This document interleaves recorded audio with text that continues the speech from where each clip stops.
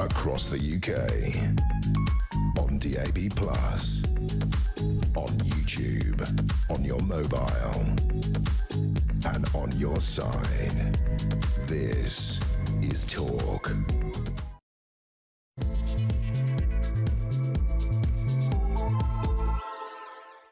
Very, very, very good morning to you. Thank you very much for joining me. This is Talk, at the home of common sense. Of course, you already knew that. I'm Julia Hartley-Brewer. Probably already knew that bit as well. Whether you're listening on DAB+ radio or on your smart speaker, watching on YouTube or on your connected device, thank you very, very much, as always, for joining us. We always appreciate your company. So much to talk about with you live until 1 o'clock. Don't forget, if you miss anything on the show or want to see something from the shows earlier this week, you can go to my YouTube page, The Julia Hartley-Brewer Show, hit subscribe, and you never have to miss a thing. Coming up in this hour, we're going to talk about Russia being prepared to go to war with Europe. Rather worryingly, out of the blue, Vladimir Putin declared as he accused European leaders of trying to scupper his peace talks with the US. They're not peace talks, they're surrender talks, Putin. But the Russian president rejected the latest peace offer for a peace plan for Ukraine ahead of a meeting with Trump's envoys Witkoff and Kushner behind closed doors in Moscow. NATO foreign leaders are actually meeting in Brussels right now. Basically, if you hear that there has been a peace deal, it's the surrender of Ukraine and basically of Western Europe as well. So probably a good thing, randomly, unusually, to not want to hear good news on that front. Back at home, the Treasury's top civil servant, this is the Treasury Permanent Secretary, James Bowler, has now been dragged into the row over whether Rachel Reeves did or did not mislead the public about the state of the country's finances for her budget. Brackets, she did, close brackets. But senior staff at the OBR, who were giving evidence yesterday, the ones who hadn't resigned over their leak of the budget a couple of hours ago, they say that the Treasury Permanent Secretary approved the publication of a letter that showed that the Chancellor basically knew the financial black hole was smaller than previously thought. So why is he getting involved in that? But maybe he was doing it to try and scupper his own boss. We'll talk about that. Meanwhile, that £26 billion in tax increases at last week's budget will constrain the UK economy, according to the OECD, for several years. We're going to keep having 5% employment. We're going to have the highest inflation in the G7, and we're going to have low growth. So, yay for all of us. Meanwhile, the police were guilty of deep complacency, fundamental failure, and a concerted effort to blame fans during and after the Hillsborough disaster. That's according to that long-awaited report published yesterday by the police watchdog.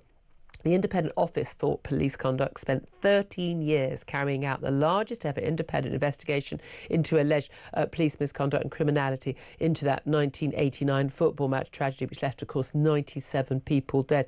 12 police officers, they said, would have faced misconduct charges if the law had been different at the time. A lot of very angry, very disappointed families, and very understandably so. The law is being changed, the Hillsborough law, to have more requirements on any people in public office, and their requirement to be honest with any inquiries like this. But I mean, probably I think most of us would say, given that this happened all those years ago, 1989, far too little and far too late. I want to hear your thoughts on any of the big stories that we're talking about, and there are a lot more than that. But in particular, a little bit worried about what Vladimir Putin's had to say, because although he said very clearly, he said Russia has no intention of going to war with European countries. By the way, he had no intention of invading Ukraine, and it just happened. It's an easy... We've all done it. We've not planned to invade a country, and then we accidentally amass 120,000 troops on the board, a load of tanks, and we invade their country and kill a load of their people, bum the civilians, and kidnap their children. It's an easy mistake for any of us to have made. But he says Russia has no intention of going to war with European countries, but...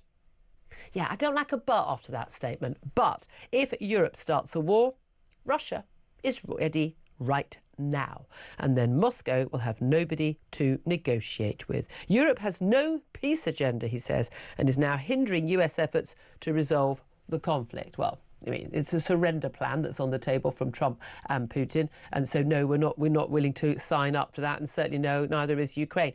But Russia says basically they're prepared for war if necessary. We know we're not prepared for war. We discussed it on the show only a couple of weeks ago. Defence Select Committee said we are not ready for war. It was that clear. Most of Europe isn't. A number of European countries are desperately trying to prepare themselves. The Baltic states, Poland, Germany, trying to get with the programme on this. Countries, France talking about bringing back in national service and the like. I want to know your thoughts. You know, amid failing Ukraine peace talks, amid sabre-rattling from Vladimir Putin, should Britain prepare for war with Russia? Maybe that 16 billion quid that went on more benefit payments for people out of work who probably, uncertainty, could be working. Maybe that should have gone on the military. Maybe we should probably double or treble that to prepare for a war that may well be coming down the line. I want to know your thoughts. 0344 499 1000. Text the word talk in your message to 87222. Get in touch on X at Talk TV. Calls are charged at the national rate. Text costs one standard network rate message. Or maybe you think we shouldn't be preparing for war because actually that's just sabre-rattling, it's warmongering, and we should always be aiming for peace no matter what. Because feel free, Neville Chamberlain, if you want to call in, is all I can say. Those are the numbers, those are the ways to get in touch. I can't wait to hear your thoughts on all this. Can't wait also to hear the thoughts of my guest this morning, as always on a Wednesday, former Conservative Government Advisor Claire Pearsall. Morning. Morning. Should we be preparing for war? I think we always need to be prepared for war, and that's where the country's failed. Because there was always going to be a threat from somewhere, and we've never put in enough to our military over at least the last 20 to 30 years. But I think we always need to have that ability to defend ourselves. Yeah, I mean, this is the thing. Again, the best way of avoiding war is the ability and willingness to fight wars. No point having loads of military and them going, oh, I can't, I don't want to do it, I want to do it. I mean, look, you know, that's the thing. You know, Obama, his red line in the sand in Syria. If you use chemical weapons, Assad, that's it. America will get involved. Use chemical weapons. Yeah, we won't get involved. Okay, well, there you go. Oh, so Russia did. And by the way, the fallout from that, we're all still living with in terms of those refugees in Europe and the like, and the deaths that happened there, which apparently, by the way, the people who march in the streets about Gaza don't care about the people of Syria. It's very important to keep up with who they do and don't care about. I was going to say, we need only certain people they care about. Spreadsheet, don't we? Exactly. But, I mean, but this is the thing, it seems so obvious to me. Vladimir Putin made it really clear he was going to invade Ukraine, and then everyone was going, no, he won't. I mean, I remember saying on there like 2 weeks beforehand, I mean, he's definitely going to invade Ukraine. What are you not getting? China have been very, very clear. I mean, they could not be more clear. Xi Jinping, they do not recognise, simply do not recognise that Taiwan is a separate sovereign nation state. Everyone plays along, kowtows to that. We're sort of not technically recognising them as an independent nation. And they've been muddling along with this kind of middle no man's land just to sort of not antagonise China.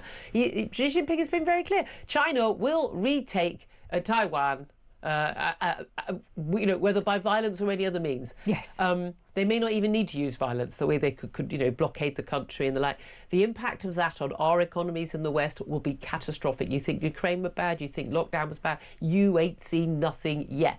But they're willing to do it, they're willing to risk doing it for national pride, same with Vladimir Putin and Russia with Ukraine, but also because they think they can. Yes. And they think they can get away with it. Why do they think that? Because we are governed by pygmies, particularly in Europe. Now, they've been up in the game.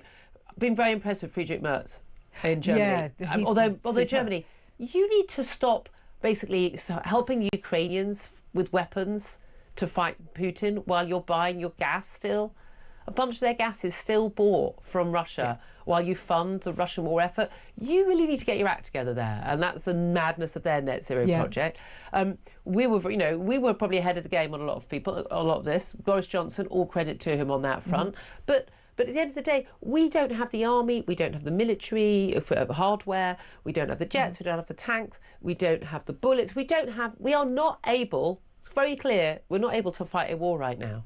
No, we're not, and Europe isn't either, and you only have to look at the level of spending across different European states, and they've been really slack on this front as well. Spain are probably one of the worst. I mean, Germany... Ireland? I mean, we'll come back to that. But I think that you need to...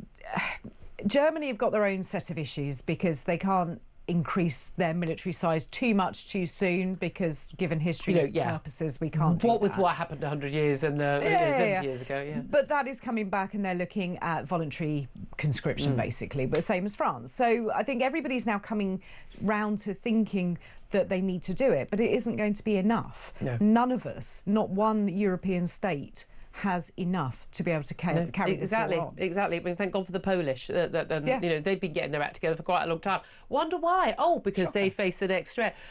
These peace talks in Moscow. We've got Steve Witkoff, Trump's golf buddy, property developer, who doesn't even know where the Crimea is, for goodness sake, having peace talks behind closed doors in Moscow with Putin, along with Jared Kushner, who's actually proven his only qualification of this job is he is Trump's son-in-law, but he has proven himself to be actually very impressive in the Middle East, and a lot of people who've worked with him said actually this guy is really the brain is in full working order, and he, you know, he's been very good. But at the end of the day, you know, you've basically got different factions in the White House now, or in one, certainly in the regime there, because Marco Rubio, the Secretary of State, I mean, he's completely on the European side. It's very obvious, and what I would say the side of sanity, which is that we need to protect Ukraine at all costs. Trump will, you know, go down on his knees towards Putin, it would appear. But Putin's basically saying, here's my 28-point plan. Presented by the Americans but written by the Russians, the 19-point plan, which doesn't mean he can just take territory he hasn't even conquered, can't decide the size of the Ukrainian army, and he can't decide whether or not they can join NATO or not. He said unacceptable to him. But that's his way. He made them wait for 2 hours before the head of the meeting. He's done that before with phone calls with world leaders. You walk away at that point. Have and some pride. He knows they're not going to. He knows that they're absolutely desperate. When you keep the US president's envoy waiting, you're keeping the US president waiting. He's his representative, so you don't do that. I mean, the US president is being treated like, frankly, a little. But he did that. But by putting up with that. He did that. He made the US president wait when they were meant to have a scheduled phone call. And that was, 40 minutes, 45 minutes late. And it's just rude and disrespectful. Putin doesn't care. He knows people will wait for him. Yeah, but the key thing about that shows the power dynamic. And he knows that's what he's doing, doesn't he? NATO talks in Brussels as well. But a lot of people, it's really interesting, you know, they just say, like, oh, this is not our problem. Move away. It's going to be our problem. Sudetenland wasn't our problem. Czechoslovakia wasn't our problem. They have a funny habit of becoming our problem. Yeah, people need to read up on history, and I think that's what they're missing. They think, oh, it's very far away, it's for other people to deal with. But no, it comes in our direction, and all of the other impacts pretty close, pretty quickly, and those borders will disappear quite rapidly. But that's what people don't seem to understand. Yeah. You mentioned other countries are not taking their security seriously. Ireland barely does even bother with an army, and they basically, you know, they're under they're a neutral country, but they know that we're under the NATO umbrella. Really, wink, wink, wink. Yeah, no, you're not. I mean, genuinely, how dare you? The stuff they have done to us over Brexit. I mean, their outrageous, disgusting attitude towards our great ally Israel. I mean, sorry, we should just simply say, by the way, if, you know, in the event that bad things happen, not our problem. You need to contribute. I was with Trump 100% in 2016 when he said, you guys in Europe, you are not paying your way. 100%. Yeah. And it's quite obvious, and they've got absolutely no sort of way of dealing with it either. It's like not paying for your insurance policy, for, you know, your building insurance for your home, and then when you get flooded or your house gets on fire saying, oh, but could you pay it anyway? No. Yes. No, I won't, because you haven't been paying your premiums. That's the deal. We all pay the premium, and then there's money to pay out. We're all paying the premium. We're all paying the penalty, really, from last week's budget. Not least the Office of Budget Responsibility chair forced to go because of utter inadequate, incompetent, lanyard class incompetence. I mean, and failure. I mean, you know, you had to go. It was only fair. And yet, bizarrely, Rachel Reeves is still in her job. Now the top Treasury civil servant, the permanent secretary, has been dragged into this sort of row. His name's James Bowler. He's sort of, you know, you can just know everything right now about him, don't you? I'm guessing I can know what he studied at university and, you know, where he went and, you know, but he basically apparently gave permission for the Office of Budget Responsibility to put out that letter saying, these are the facts, basically exposing the fact that Rachel Reeves had lied about the black hole back on the 4th of November and that early morning press conference ahead of the budget, sort of trying to set the scene for tax rises and breaching of the manifesto pledges. So he's being dragged into it. No one can quite why. We've also got, at the same time, we've got British businesses basing for the sharpest slowdown since COVID. They have, what a surprise, pulled back on hiring, pulled back on investment. The OECD, this is the Organisation for Economic Cooperation and Development, they predicted the UK economy will we'll have the highest inflation rate in the G7 this year. Unemployment's going to stay at 5%. I mean, this is very historically high for us for another couple more years. Our bills are still going to go up, food prices and the like, and we're going to have low growth. I mean, that budget for growth ain't looking too promising right now, is it? No, yeah. Merry Christmas, everybody. It's looking to be a good Wednesday with Julia and Claire. It's inevitable. Looking at what Labour governments do over time is that they borrow more, they spend more, they try and take it off people that they believe to have too much. Yeah. And I don't understand why the Treasury civil servant's been dragged into it. I think they're just looking to try and spread the blame as far and wide as they possibly can, when we all know that it was the Treasury and the political team that leaked all of this out in the first place. That's it. Either Rachel Reeves is in charge of the people who work for her, or she's not. Either way, she has to go. I'm still amazed she's in the job, but the general view is she is a human shield to the Prime Minister. Yeah, she is. I mean, how many top people can he lose before he goes? Before he looks incompetent. Yeah, indeed. Well, talking of incompetence, lead me nicely to the next topic. David Lammy, the Justice Secretary, Calamity Lammy, he announced scaling down, but only somewhat, the leaked memo from last week about this plan to scrap jury trials for all but the most serious crimes. Half of all jury trials are to be scrapped under his plan to tackle record Crown Court backlogs. 7,500 cases. Defendants will lose the right to a jury trial and instead be heard by a magistrate, the magistrate court, or a judge sitting alone. Just 1.5% of all cases will actually end up being heard before a jury.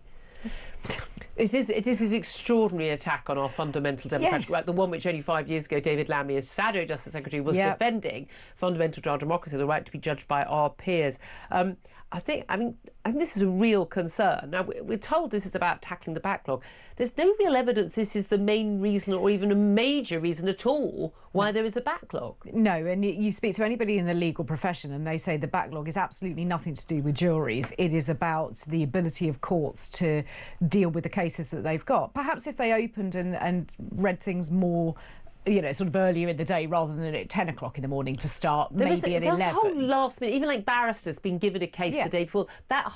They're living one long Oxbridge essay crisis lifestyle, aren't they? It's They are. They're doing everything in longhand as well. Yeah, I don't think they've ever heard of paper. Digital communications, which would make life a lot quicker. But it's nothing to do with juries. This is a lot to do with the resources. It's also a lot this is code for. It's a lot to do with your lot when you were in power. She's a Conservative. I know it wasn't your decision, but your lot basically underfunded courts for many years. I know we had to have austerity. I know we had to have cuts. It turns out you can't actually cut, the judicial system or prisons or police to the bone and not face the consequences. No, you're right. And we wanted to lock more people up, which we did, which led to a prison overcrowding crisis and then didn't build any. So there are a whole fundamental bunch of failures on our part too. But getting rid of jury trials is not going to solve any of that. No, it's very much tackling the wrong end of it. Now, ministers fear that also axing half of jury trials will worsen prison overcrowding. Well, it will, because judges on their own will pretty much look to convict the person in front of them. You only have to go off, I know this is purely anecdotal evidence, but the majority of judges who see those cases in magistrates' court will find that person guilty. Well, the thing is, interesting, 83% of cases end up being either pleaded guilty or actually judged guilty by the time they go to court. I've got friends who are criminal barristers who I've said, what percentage roughly of the clients that you represent do you think are innocent? You actually believe to be innocent, and they're like, 0.1%. But there is. By the time by definition, by the time it's got to court, there's a really big chance that everyone involved thinks you're guilty. But this is the thing. This is why you want to have common sense of 12, of your peers having, who haven't seen it all before, are coming to it fresh and looking at you fresh and making those judgments. I mean, it just seems so basic. I mean, and again, a lot of people go, it's not my problem. But it might be. There's a lot of very ordinary people living very ordinary lives, not in trouble, who are ending up being charged with very serious crimes. And this is like if you face more than 3 years behind bars. You face more than 3 years behind bars. You're losing your job. You're probably going to lose your home. You're going to lose. A lot of people lose their families. You don't see your kids for a few years. You don't think your marriage is surviving that. You lost your reputation, your life chances. The horrors behind bars. I mean, I'd lost one night behind bars. I mean, it genuinely. I don't think people go, it's just 3 years. most Just people, 3 years. yeah, exactly. Not that you'd serve that. You probably served 3 months under our system right now. This is a major change in your life, isn't it? And we need to know that the process by which we judge people guilty or innocent is the fairest it can be. That costs money and it takes time. I don't think it's beyond the wit of man for them to draft in a load of, I don't know whether it's retired judges or have a whole load of like just empty halls being used. And just have courts, have, and for non-dangerous felons, people who are, for suspects, who are turning up, and just having those, and just literally just go through those cases. And if we need to give lower sentences in return for earlier guilty pleas, then so be it. Yeah, because they're going to be out early anyway, so we may as well. Well, David Lammy will probably let them out early because he's got quite a history of that as well. He will or he will not know that they have been let out because, of course, we had the revelations. You get more people yesterday just on the run. I'm utterly flabbergasted that people can be accidentally let out of prison. I find this really, really strange. The one place with a load of locks and keys and security. Yeah. And these people just seemingly are allowed to go. I mean, have there been cases of, for instance, like a prison visitor, like someone's gone in to visit someone in prison and they've not been allowed out and they've said, they go, no, we're so confused with our paperwork, we're going to keep you in for another 2 years. I mean, it could happen that there may be people behind bars right now who's not even supposed to be there. They're not the person on the name tag on the door. Yeah, shame your name's John Smith. We think you're someone else. I mean, who knows? Let's talk about Nigel Farage. He apparently, it's claimed, told donors he expects Reform UK to do a deal with the Tories before the next election. Both parties have denied this. Nigel Farage come out very, very clearly. No, he said he wants to destroy the Tories, doesn't expect this will happen. But, I mean, let's be honest. Going back to 2010, that coalition government, no one said they would be any sort of deal with the Lib Dems, but everyone was wooing the Lib Dems as the party that would decide. I remember. I'm sorry.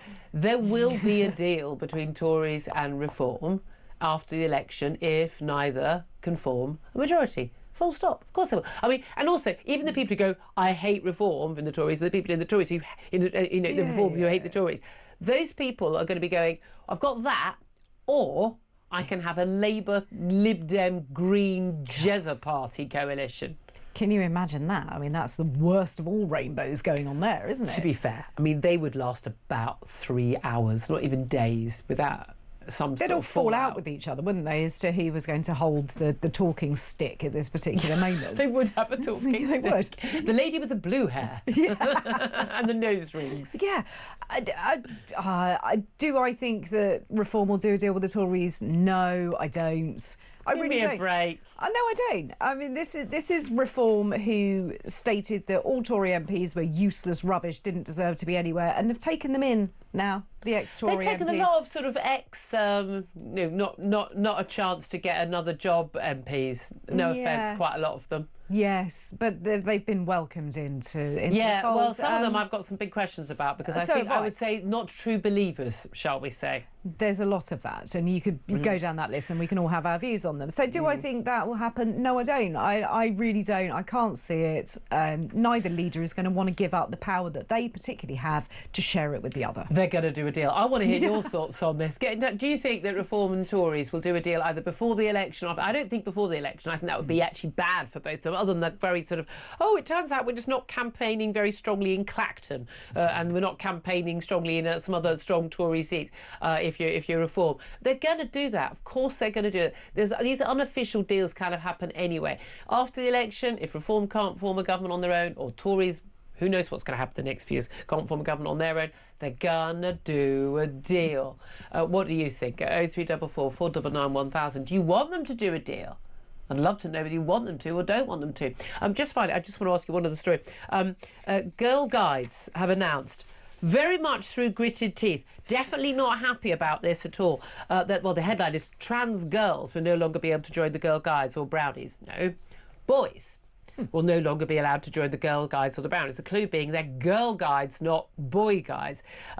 Parents threaten legal action over their inclusion policy. I feel very strongly about this. They do weekends away. My daughter was in the Girl Guides. You do a weekend away, 4 girls and a 10. What? And there's a sodding boy in there? I don't think so, actually, very much. But I mean, so, they're very unhappy about this. But this is a result, of course, of that Supreme Court ruling.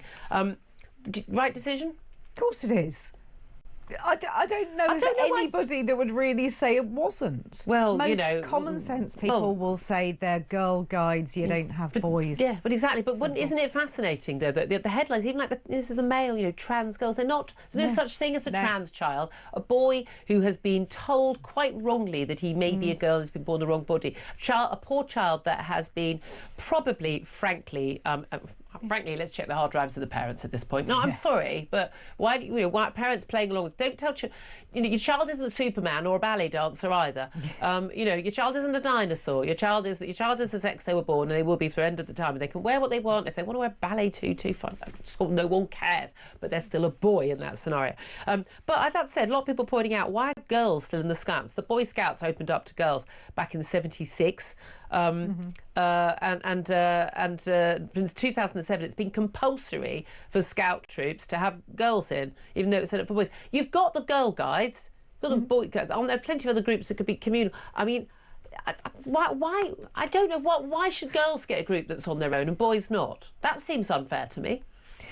Yeah, it does, but boys and girls are different. They are. Anyone who's had kids knows boys and girls are different. They want to do different things. And they play differently. Some, you get the tomboy, and you get the, big boys. And there's nothing wrong with any of that. And you could have a group that works for both of them, but... I don't know. I think we read too much into this, okay? We used to have Scouts and Cubs for boys and girls brownies and guides for girls, and that's the way I think it should have kept. I don't think Scouting needed to open up to women. I really don't. That's it. Girl guides seemed an awful lot about just getting these badges for doing weird. I spent a lot of time sewing. Anyway, 10:29 is time. I'd love to hear your thoughts on that, your thoughts on reform and the Tories, your thoughts on Vladimir Putin. If Europe starts a war, Russia is ready right now. Trouble is, we're not. Should we be preparing for war with Putin? Give us a call, 0344 499 1000. This is Talk.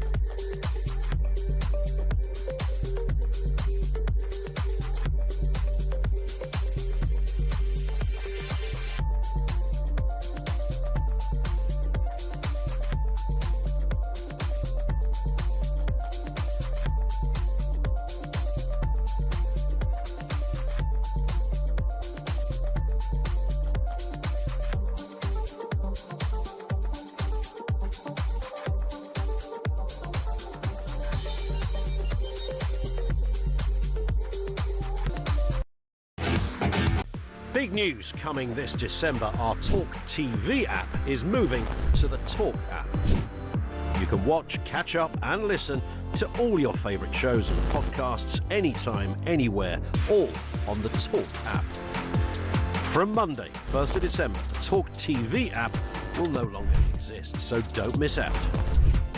So head over to your App Store or Google Play and search Talk now.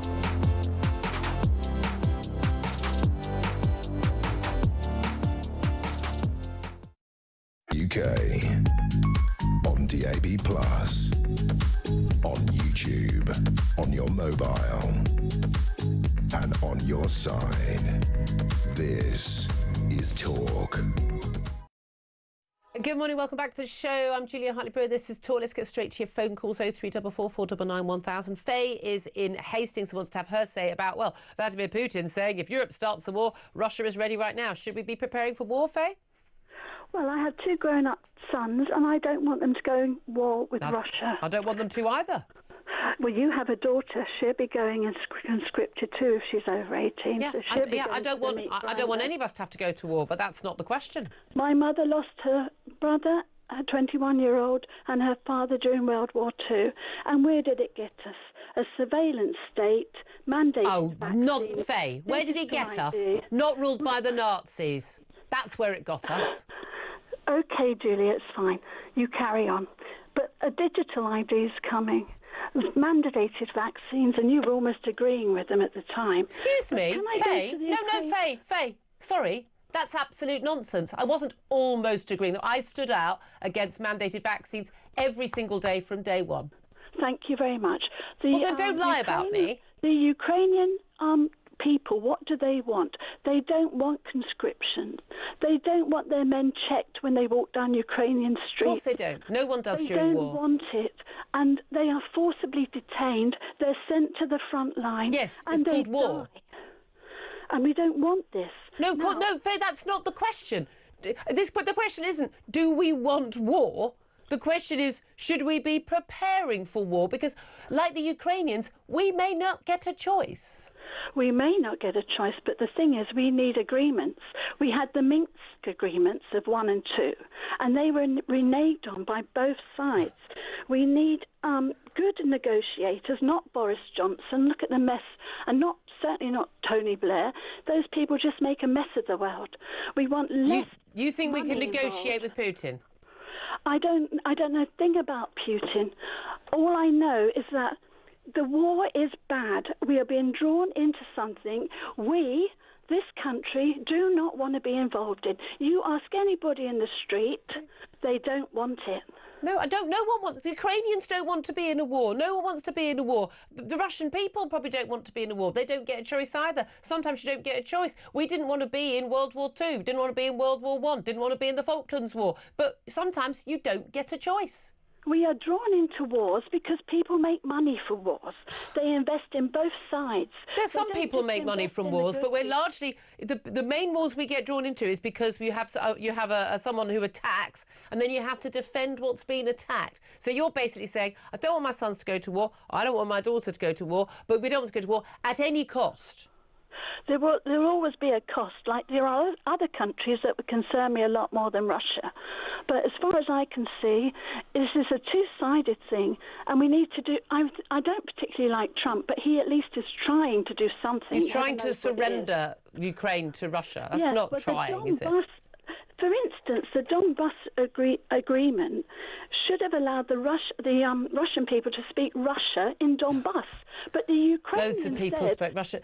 Sorry, I'm sorry. Russian. You have they do actually openly speak Russian. I hate to tell you, Zelensky speaks Russian as well. I mean, Faye, you've got to stop reading Kremlin talking points on social media, and also, and not accusing me of things that I haven't done. By the way, Faye, I mean, I couldn't disagree with you more. But again, this is the thing. People say we want more. No one sane wants more. Sometimes you have to prepare for it, though. Faye, thank you very much, dear. Well, that got my blood going. Tarquin's in London. Tarquin's speaking quite a lot at the moment. Tarquin wants to talk about whether or not there will or there will not be a Tory reform deal. What do you want to say, Tarquin? Julia, my darling, big deep breath, darling. Big deep breath. Pace was talking rubbish. You never did agree on that. No, she was talking rubbish. So just take a big sigh. We're all good. Right. Moving step change back to. I'm concerned, Julia. What's your view on this? I'm concerned, and I think you inferred this earlier on. I hope that the longer that Nigel et al. Ingest these failed Tories like Nadine, etc., into the. I could probably see 10,000 reform votes hemorrhaging out. Each one that goes in, there goes 10,000 votes that's now going over to the other government in waiting, which is Ben Habib, and I know, hushed tones, Rupert Lowe.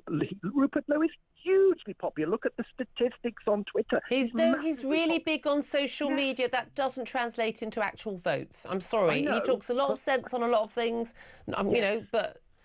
But don't argue. The point is this, that if whether that be the case or not, people are going to start leaving the Reform's potential voter base if they think that all it is Tory light or Tory vote. They were so vociferous last year over getting rid. If they're seemingly sort of seeping back into the to the cracks, I just think Nigel should actually say not only no more, no further, but actually say, listen, Nadine, thank you, we appreciate your support, my love, we really do, but the optics on you look awful. I agree. I absolutely agree on that front. But I think what happens before an election, what happens after, depending on the actual outline of the vote, is going to be very different. I'm going to have to leave it there. I'm already way over time. I always am. 10:37 is the time. Thanks to Tarquin. Thanks to Faye. Up next, Trevor Kavanagh. What does he make of all of these stories? This is Talk, the home of common sense.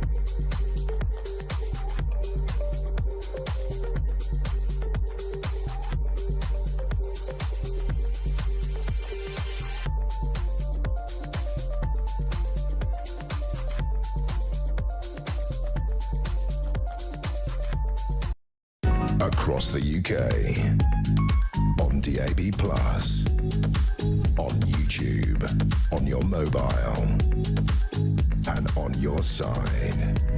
This is Talk. Good morning, welcome back to the show. This is Talk, the home of common sense. 10:40 is the time. Trevor Kavanagh joins us right now. He's former political editor of The Sun. Good morning to you.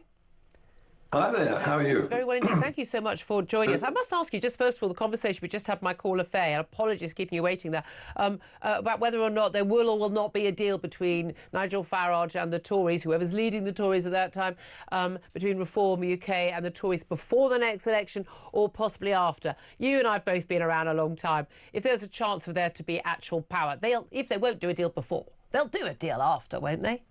Well, I hope they will, for two very good reasons. First of all, it may well be that in the end Nigel Farage wins an outright majority, but it won't be very big, and he faces huge opposition at all levels of government and in the civil service. They will be out to sabotage him. Secondly, he has no representation in the House of Lords, the subject of a big row he's had with the Prime Minister. So the merger, I think the Tories aren't going to win the next election, no matter how well Kemi is now performing, and I think she is. Not enough to change the way the world is looking at the Conservative Party after 14 years in power. So the mechanisms for a deal may be various. In other words, they might not have an outright coalition. They might have an alliance. They might have an agreement not to fight one another. But it has to happen, because otherwise we're stuck with this government. Yeah, well, again, back in 2010, the Tories, the Lib Dems and Labour weren't all talking about going into a coalition. They didn't expect there would have to be one. The moment there had to be one, and as we recall, the numbers only added up for one coalition option, which was the Tories and the Lib Dems. They went straight into those talks. Who are we kidding? It would be fascinating to see. Come that election, was Rachel Reeves still going to be Chancellor? I don't think she's going to be Chancellor by the time we get to the next election.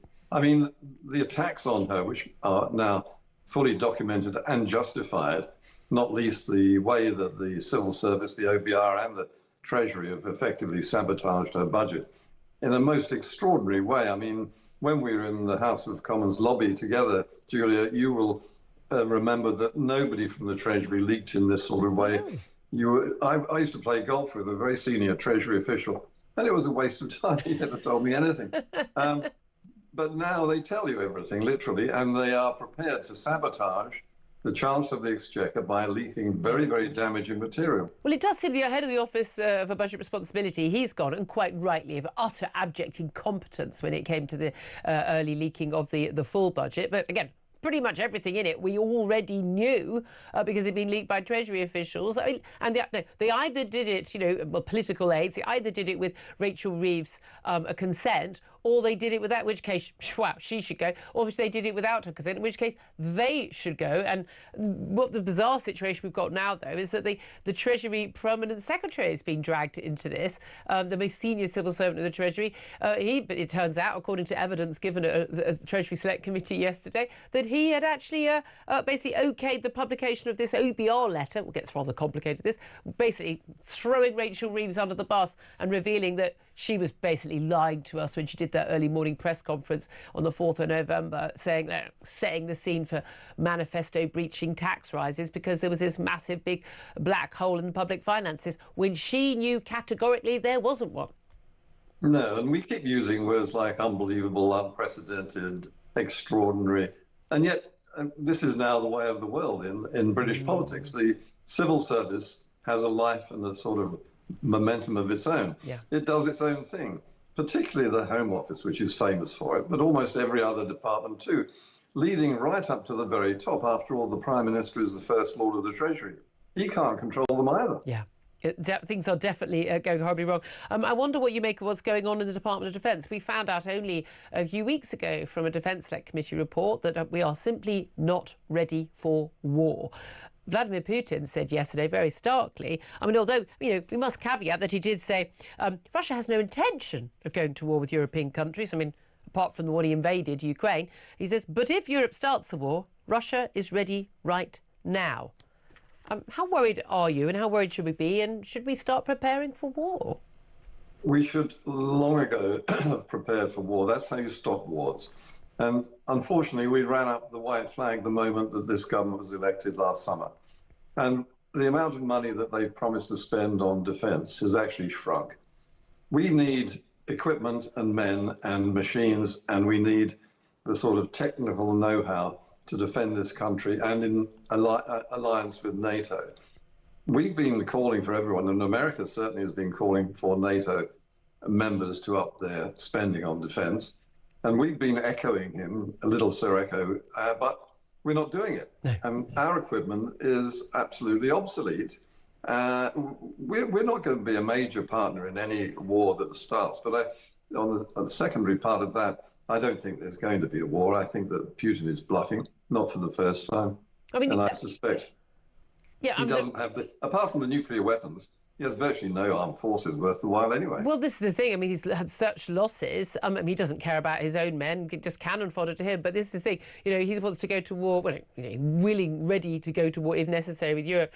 I mean, he hasn't been able to defeat Ukraine, which, although a much larger country than many European countries, doesn't have the economic wherewithal and the military capability that many other European countries would be able to get to very quickly. But the reality is, of course, he has got a war machine ready to go, which we don't. That is true, but it's a pretty ramshackle war machine. And were he to go further than Ukraine, I think even isolationist President Trump would have to honour the NATO commitment that if one is attacked, then all are attacked and all have to defend themselves. So I think he knows the real politic is that he is getting some sort of traction with the White House at the moment on Ukraine. But even that seems to have slipped a bit because there he was with a big smile on his face. And the leaked information about the pre-arranged 28-point plan has come apart. Yeah. So I think even Donald Trump is not prepared to give everything away. No, indeed. Well, we can only hope. Trevor Kavanagh covered a lot of ground there. Former political editor of The Sun, thank you so much. Claire Pearsall, come back in on any of that which you want to chat about? I love it when anybody looks at government departments and the Home Office is right up there for those that are Former crazy. Home Office Special Advisor. And it is true. It is true. You are fighting against the individuals in those departments. They will always have their own agenda, and trying to push that through is often a thankless task. They still don't understand their public servants. No, they don't. Servants, No. not the masters, the servants. 10:47 is the time. Up next, going to be talking to Mike Neville, who is a former Met Police Detective Chief Inspector, about that report into Hillsborough, which revealed that there were 12 police officers who could have, would have faced misconduct charges against them, but they simply can't because of the law in place at the time. But what else did we learn from that latest long-awaited Hillsborough report? This is Talk.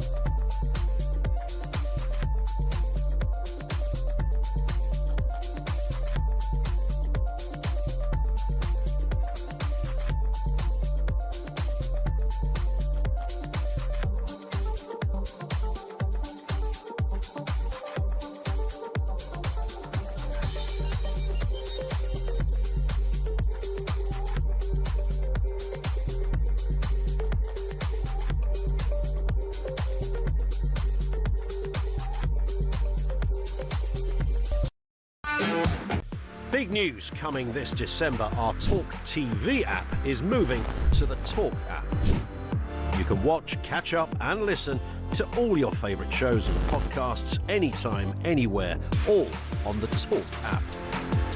From Monday, 1st of December, the Talk TV app will no longer exist, so don't miss out. So head over to your App Store or Google Play and search Talk now.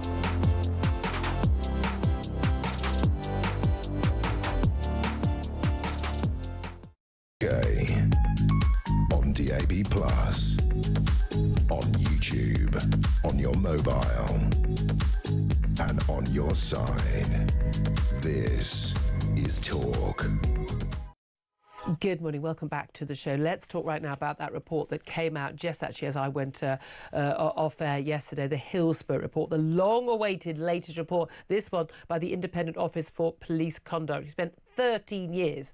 Extraordinary that it took that long, but carrying out the largest ever independent investigation into alleged police misconduct and criminality. And the report identified 12 officers, including the then Chief Constable of South Yorkshire Police at the time of that awful, horrific 1989 football tragedy, which cost 97 lives.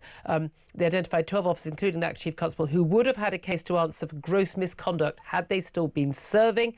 A 13th officer would have potentially faced a misconduct case, but none of those cases could be brought. Many of those officers now dead. They've retired.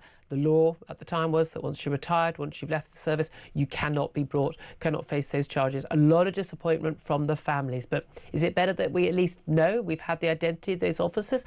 Let's talk to Mike Neville. He's a former Metropolitan Police Detective Chief Inspector, but he's also one of the world's first super recognisers. He's one of the top UK super recognisers, and we'll get him to explain what that is at New Scotland Yard. And he's applied the human super recognisers who found the last 16 victims in crowd footage for the most recent coroner's inquest. Mike, thank you for joining us. Yes, good morning, Julia. And I do, in my sympathy to the families, it's just, it's ongoing, and let's hope they get some peace. When you said about my involvement, I actually supplied 16 to help find those 16 people in the crowd.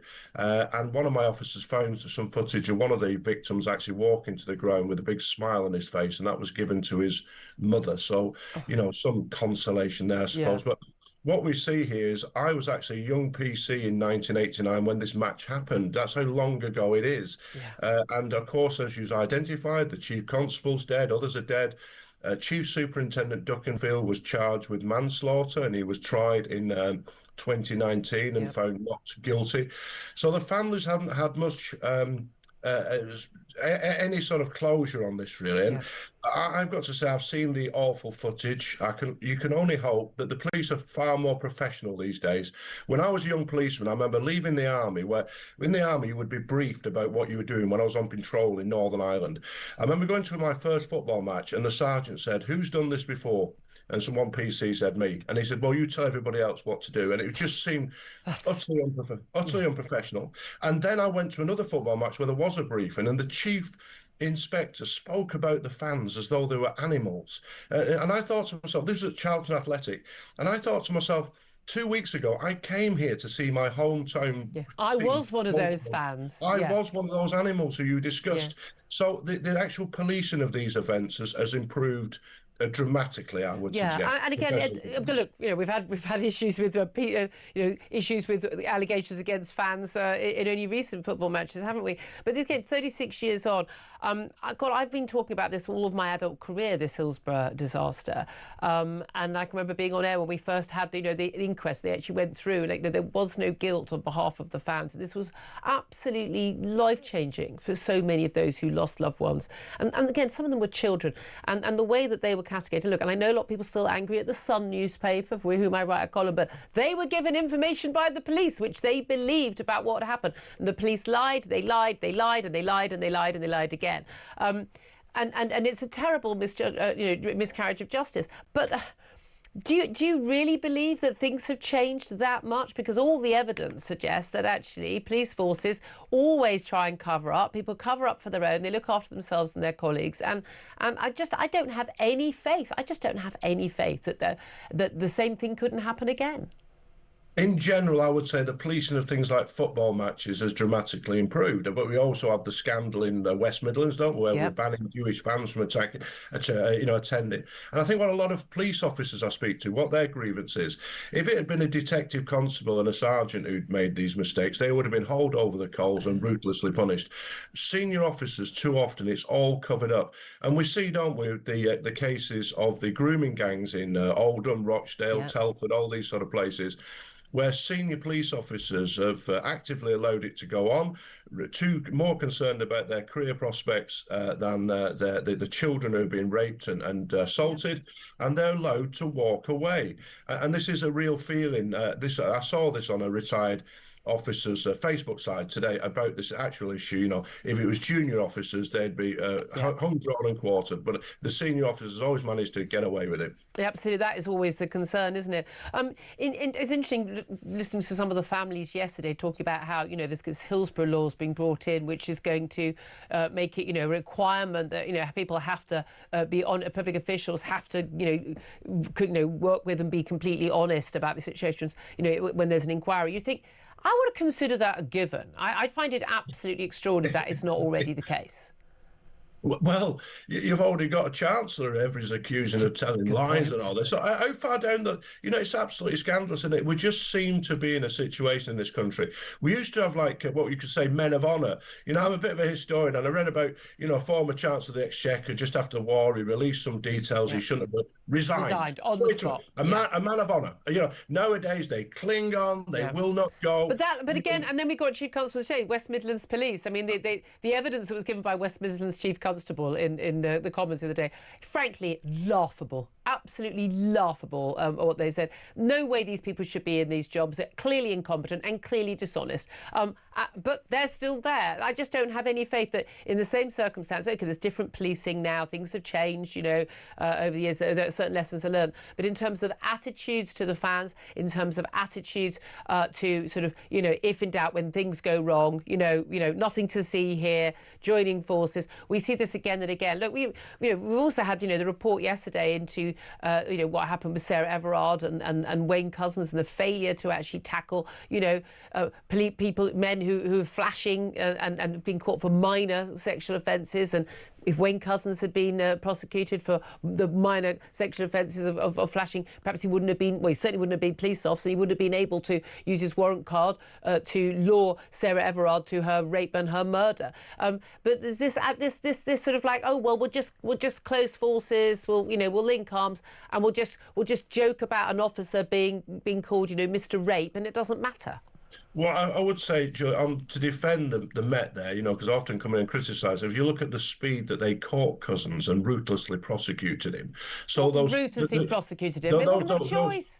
But there was the investigation was very, very quick. They got him very quickly. So there are the police can be awful. The leadership is terrible. But the officers, many of the operational officers, I think your average officer is doing the best job they can. Yeah, I do. Yeah. I never ever say that. But again, we're talking about the leadership. At the end of the day, all of the stuff that happened in Hillsborough was a failure of leadership, and the cover-up was a failure of deliberate, act of basically sort of, trying to sort of basically cast slurs on people was another failure of leadership. Everything that's happened since has been a failure of leadership. I just have no faith whatsoever that things are going to improve at all and that any better now. I'll get Claire Pearsall's thoughts on this in just a couple of moments. I'd love to hear your thoughts as well. Give us a call, 03444 499 1000. Big thanks to Mike Neville, former Met Police Detective Chief Inspector. I'd love to be a human super recogniser. I can barely recognise my own husband in the street.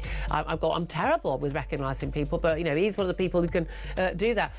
If you are, get in touch as well. I'd love to hear your thoughts on whether or not we should prepare for war with Putin. He says he's ready for war with us, and every other topic we're talking about today, because there are an awful lot going around. This is Talk. We are the home of common sense.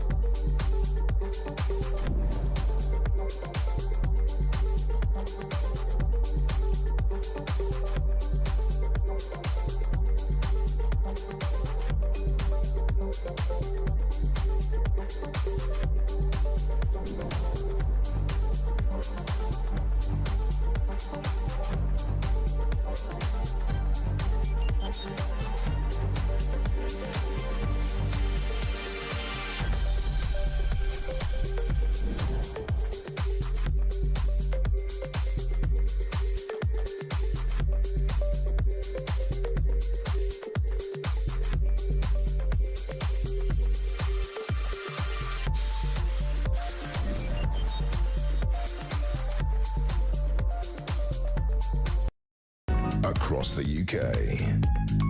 On DAB+, on YouTube, on your mobile, and on your side. This is Talk.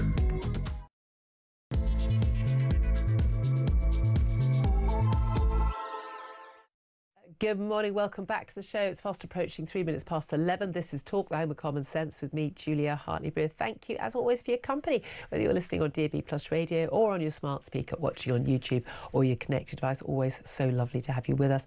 If you do miss anything on the show, usual nag, go to my YouTube page, The Julia Hartley-Brewer Show. Hit subscribe. You never have to miss a thing. Coming up in this hour, we are going to be talking more about Russia being prepared to go to war with Europe. They don't want war, says Vladimir Putin, but they are prepared. But we know that we're not prepared. We know this because the Defence Select Committee issued a report pointing out that we're not prepared, and everyone who knows anything about the military knows we are not prepared. So should we be preparing, given that we are not looking like any road to success in terms of peace talks between Russia and Ukraine, largely because Donald Trump is basically taking Putin's line, the idea that he should be able to have territory he hasn't even conquered, and we should basically make it impossible for Ukraine to defend itself against more encroachments in the future by not allowing them to join NATO. What do we expect? But I'd love to hear your thoughts on that. We'll talk about the latest on where we are with the budget, the impact of the budget on, well, according to international bodies, our higher bills, our sky-high inflation, and, of course, our sky-high unemployment as well. Oh, yeah, anything that's not sky-high is growth. That's going to trundle along at a very low rate. But well done, everybody. Thank you to everyone there at both the Treasury and indeed the Office of Budget Responsibility. We're also going to talk about that final announcement we got yesterday late morning from the Justice Secretary David Lammy about what the plan is in terms of jury trials. He plans to scrap half of all jury trials in this country to tackle the record Crown Court backlogs. Defendants in some 7,500 cases will lose the right to a jury trial. They'll instead be heard either by magistrates or by judges sitting alone under the plan. This means that just 1.5% of all criminal cases will be heard by a jury. What do you make of that? He's backtracked a little bit on what he was originally planning, but we are looking at some very serious offences, facing up to 3 years behind bars if you get the maximum sentence after conviction, and you don't get to have a right to a jury. I'd love to hear your thoughts on that. 0344 499 1000 is the number to call. Your thoughts on all the big topics we're talking about. In particular, I'd love to hear your thoughts on Vladimir Putin saying that if Europe starts a war, Russia is ready right now. Of course, it's him that started the war in Europe. In Ukraine. It doesn't look like it's ending anytime soon amid failing Ukraine peace talks in both Moscow and, of course, what's going on in Brussels today as well. But I want to know, should Britain be preparing for war with Russia? A caller earlier, Faye, says no, she's got 2 sons. She doesn't want them to go to war. I don't want her sons to go to war either. I don't want my daughter to go to war. I don't want anyone to have to go to war. Pretty sure that's how the Ukrainians felt before they were invaded. Sometimes you don't get the choice. I'd love to hear your thoughts. Give us a call on 0344 499 1000. Text us on 87222. Get in touch on X at Talk TV. Calls are charged at the national rate and text costs $1 standard network rate message. Love to hear your thoughts also on, I say, any of the topics we're talking about. The scrapping of jury trials we've talked about a lot over the last week, but also Nigel Farage reportedly telling donors that he expects Reform UK to do a deal with the Tories before the next general election. He and the Tories have said that ain't gonna happen. I don't think that is going to happen before the election. But if either party is in a position to get the majority of MPs in the Commons, but not an overall majority, and they need the other party's help to form a government, they're going to do a deal. That's what I think. Do you think they should? Do you think they shouldn't? Do you think they would? Do you think they wouldn't? Want to hear your thoughts on that. 0344 499 1000. We'll get the thoughts on all of those stories, plus many more, from my guest joining me in the studio still throughout the show, former Conservative Government Advisor Claire Pearsall. Morning. Morning. We've got PMQs coming up in an hour. Yay. Peter Cardwell's going to join us. I think we're pretty darn sure that Kemi Bakewell's going to go on the issue of the budget. I mean, she'd be crazy not to. So let's start with the budget just in this hour. Economists at OECD, they're warning of low growth, higher bills, unemployment staying at 5%, which is, you know, high for Britain. That's high, and it's not like it's high unemployment but no one's on disability or incapacity benefits. We got unemployment down for years, didn't we? Yes. But we had a load of people on those benefits. Now we've got more people on those benefits and higher unemployment. this isn't good. Meanwhile, weirdly, we're still importing hundreds of thousands of people from the third world to come and do jobs in this country, which apparently we can't find anyone to do. I'm very confused. Nobody can add up, can they? This government appears to be completely fiscally incompetent. They cannot even add up a simple list of numbers. Rachel from accounts can't add up. Shocker. Shame on you. I mean, I think I'm better than her and I'm rubbish at it. Exactly. But all I've got is an O level. yeah, GCSE, hello. But it just she's been young at me. You just younged at me. I was at last the year of moment, O levels. At the moment, I feel Call like... in if you did O levels, same as me. Can we have Make me feel better. A little tally chart of who did what? Maybe we could teach her how to do those as well. But it is... I know. I don't know what's the matter with me today. It's just, fired me up. I think that they need to understand if you tax businesses, then they are not going to employ the amount of people that they would have employed previously. Jobs taxes never work. They don't. They really, I think, genuinely don't understand. No one in this government has actually ever run a business, has any experience. I don't think many of them even worked in the private sector. If you put a tax on, extra national insurance for each employee, and you put a minimum wage and the living wage and the minimum wage, and so by a huge percentage point, was it over 8%, wasn't it, for under 18s or under 20s? I mean. Then you're adding on the cost. It's an extra £1,500 a worker. What a surprise! They're going to hire fewer of them. Sorry, but what was complicated about that? Why is anyone surprised? And it's been the situation for time immemorial. If it's going to be too expensive to employ somebody, then businesses aren't going to do it. If you're going to tax them to kingdom come in every which way you can, with business rates, corporation taxes, national insurance, income tax, the whole lot, all in one go, and then you put the burden of paperwork onto these people as well, they're just going to turn around and say, right, we're shutting down, or we're just not going to employ. And the same with people's personal finances as well, where everyone's being taxed more and more. They're changing, they change out. Pensions are taxed, they change how this is taxed, how that is taxed, your ISAs, your whatever. So people can't make any long-term planning. No. A lot of thing about business and also people's planning for their future and savings is about investments or things you're planning to do for not just 6 months or a year or 5 years, but for 10, 20, 30 years. Yeah. And you can't make any plans. So people go, well, I just won't bother at all. I mean, and that is the real worry, isn't it? What do you make of the latest shenanigans of the Office Budget Responsibility boss leaves, utter incompetence on his part of that leaking? I mean, just total absolute lack of security around this budget documents.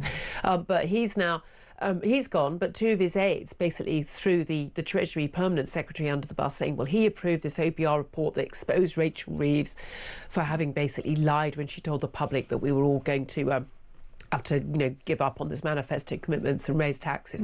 I mean, the plot gets thicker. I'm trying desperately not to cough. Sorry. That's all right.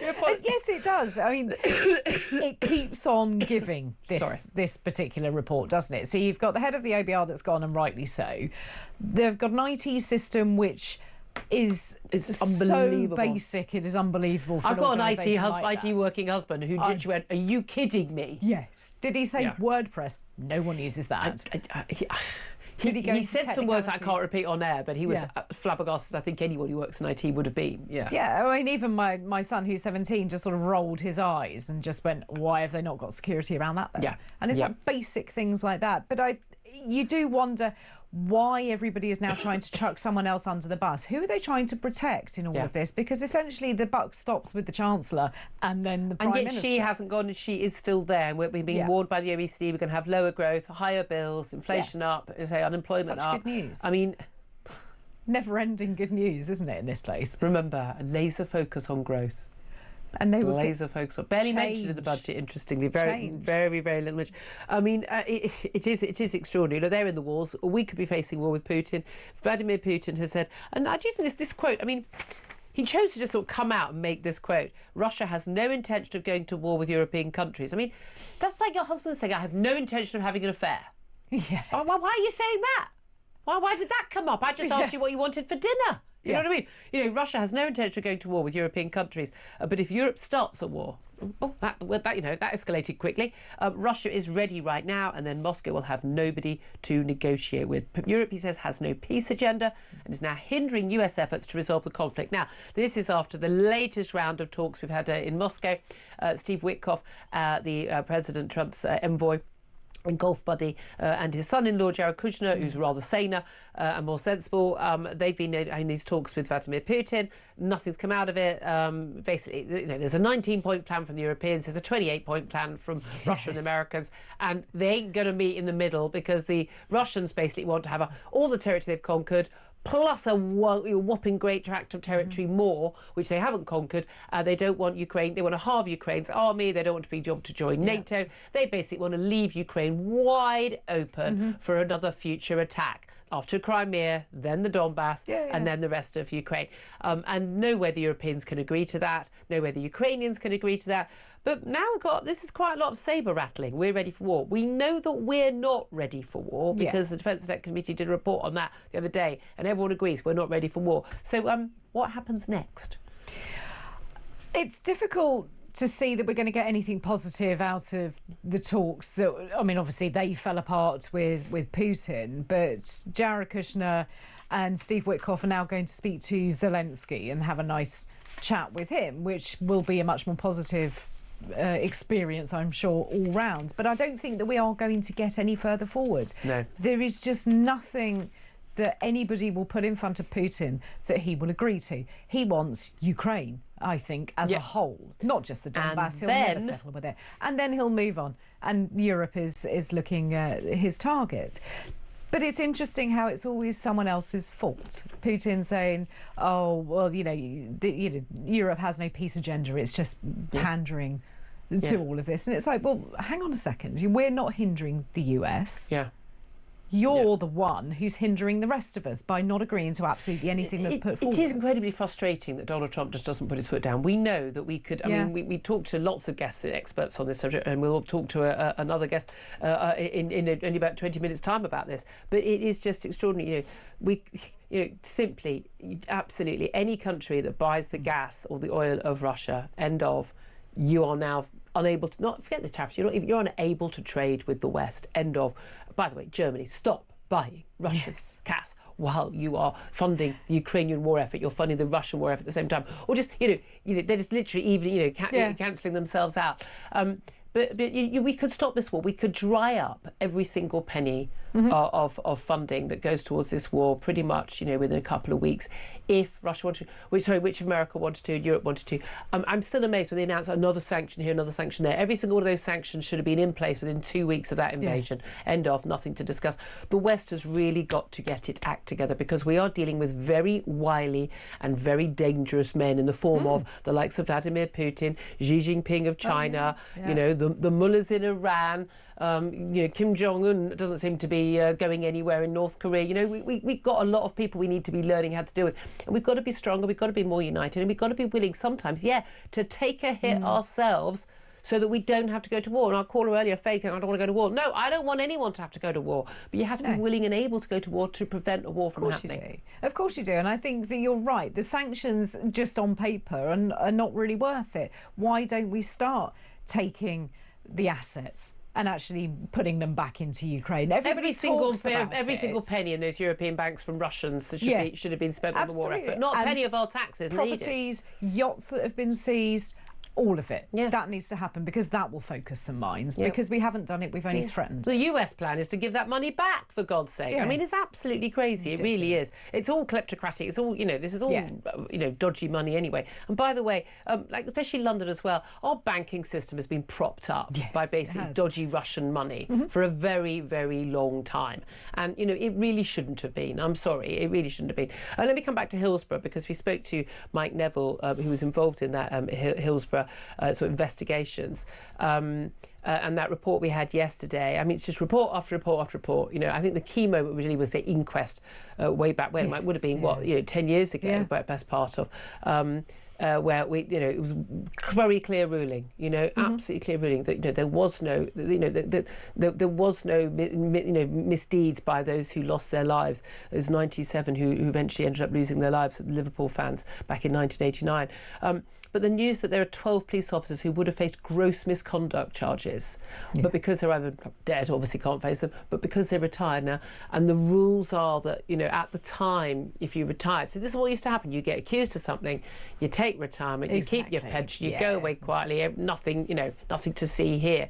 But this is like, well, no, it doesn't matter how many years later. If you did something wrong and you smeared people and you did stuff that cost people's lives, then, and you didn't try and save lives, you should face misconduct charges. I met a couple of the families just on the terrace at the House of Commons when they were here for one of the judgments, and they had both lost a son and a daughter, young people. And you can't imagine, can you, how that feels, and all these years later to still keep talking about it, to have nobody actually held to account. To have your for child, it. not just to lose your child, to then be blamed. Yes. Your child to be blamed for their own death. And they showed me, a photo of them, and it's just heartbreaking. And they are so determined to get this justice for other people. Yeah, so I know some people go like, "Oh, come on, it's 36 years ago, move on." Yeah, doesn't like matter. we'd move on if it happened to our kid. My daughter goes off to the football. She goes to football matches. It's like, it's kind of, do you have any faith that the police have improved at all? Not in terms of their willingness to actually do things properly and not cover up, No, not hugely. Me neither. Because this whole point of having a duty of candour, you would have thought that was just a basic part of police life. Basic part of being a truth. half-decent human being. Well, yeah, there is that. Just as we thing, so need to get to a culture in this country when it comes to things going wrong in the police, and things will go wrong. We accept that there are going to be bad people in every walk of Hold your life, hands up. and and whether it's in the NHS, whether it's anything that goes wrong there, or a pharmaceutical company, or whatever it is, anything that's the disaster, or people lose their lives, or whatever it is, we need to have a culture which is that black box culture, where people own up. So this in the airline industry, basically the general culture is, whether it's air traffic control or whether there's a plane goes down, everyone cooperates. Like, what happened? And there is this. I mean, I'm wondering, how much more it will last, how long it will last with all the public scrutiny. But just like we all benefit from finding out what actually happened. We need to know what actually happened, not just blaming a pilot because he had a bad marriage or something, or blaming this or that, but what actually happened, so we can learn lessons. We never seem to learn. We never seem to really find out what's happened until many years later. People seem to lie. They cover their backs. They join arms. They circle the wagons. They try and blame everyone else. Try and keep their jobs, keep their pensions, and we never learn the lessons. But isn't that the most frustrating phrase that you ever hear? Lessons will be learned. And you just think, but they won't. Because they never have been. They never have. And this, 1989, this happened, and here we are in 2025, at the end of 2025, still no further. Exactly. What do you make of the latest battles between Wes Streeting and doctors? Is pretty much every doctor, certainly anyone represented by the Medical Association, got battles with the resident, previously junior doctors over this strike call just before Christmas. That said, earlier this month, didn't we? We had those strikes, and 95% of planned surgeries and appointments did go ahead. So a lot of doctors are not taking part in these strikes, and also they kind of learnt how to sort of work around it. But there's concern that this strike is taking place just before Christmas, which has a much bigger impact. But he's also got this bizarre situation of there's been a massive increase in the number of people who are able to use online applications to get an appointment at their GP surgery. Been a massive increase in that, but also it's been so 98.7% of practices, patients can contact their surgery online. A record 8 million online requests were submitted by patients in October. So it's now more people are contacting by online than on the phone. We've actually seen an increase to 75%, still not enough, of satisfaction of people with access to their GP. It's gone up about 50 percentage points in just a year. So this is working and people are happy about it. They don't do that 8 a.m. scramble to try and get an appointment in the same they used to do. But the BMA aren't happy about that. They think that this isn't a good thing. And he's saying they're standing in the way of progress.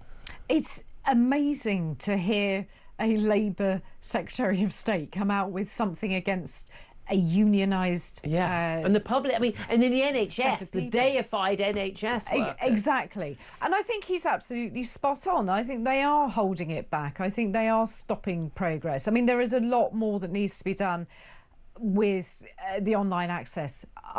am a great fan of anything that can be done online. Unfortunately, my doctor's surgery tends to shut it, 40 minutes after it's open because they're too busy. They're too busy. And of course, they're too busy because no one's been able to get an appointment. Exactly. My surgery's been pretty good on most things. The main thing is they ask all these questions. You're like, oh my God, please don't. Can I just? I've already told you in the first box what I need. For the love of God. Losing the will here. Yeah, exactly. I mean, some of these things, but yeah, mostly, I think it definitely works better, and certainly better than the whole 8 o'clock thing. Oh, I'm always amazed though when I get told, oh, sorry, you can have an appointment in 2 weeks' time. No, I need an appointment today. Otherwise, I wouldn't be bothering you.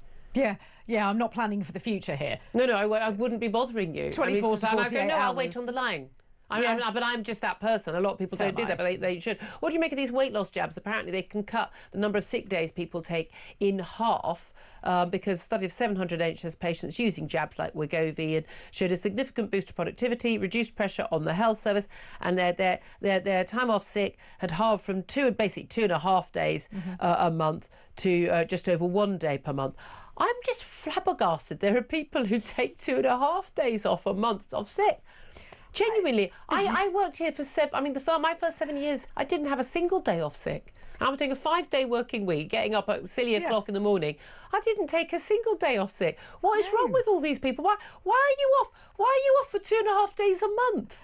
I don't know. What is it they're getting at this point? Because I'd have to be sort of on my deathbed. But you basically got your max 24 working days in a month, right? And you're taking you've got 1 in 10 days you're off sick. I don't understand. Seriously, have you heard of paracetamol, people?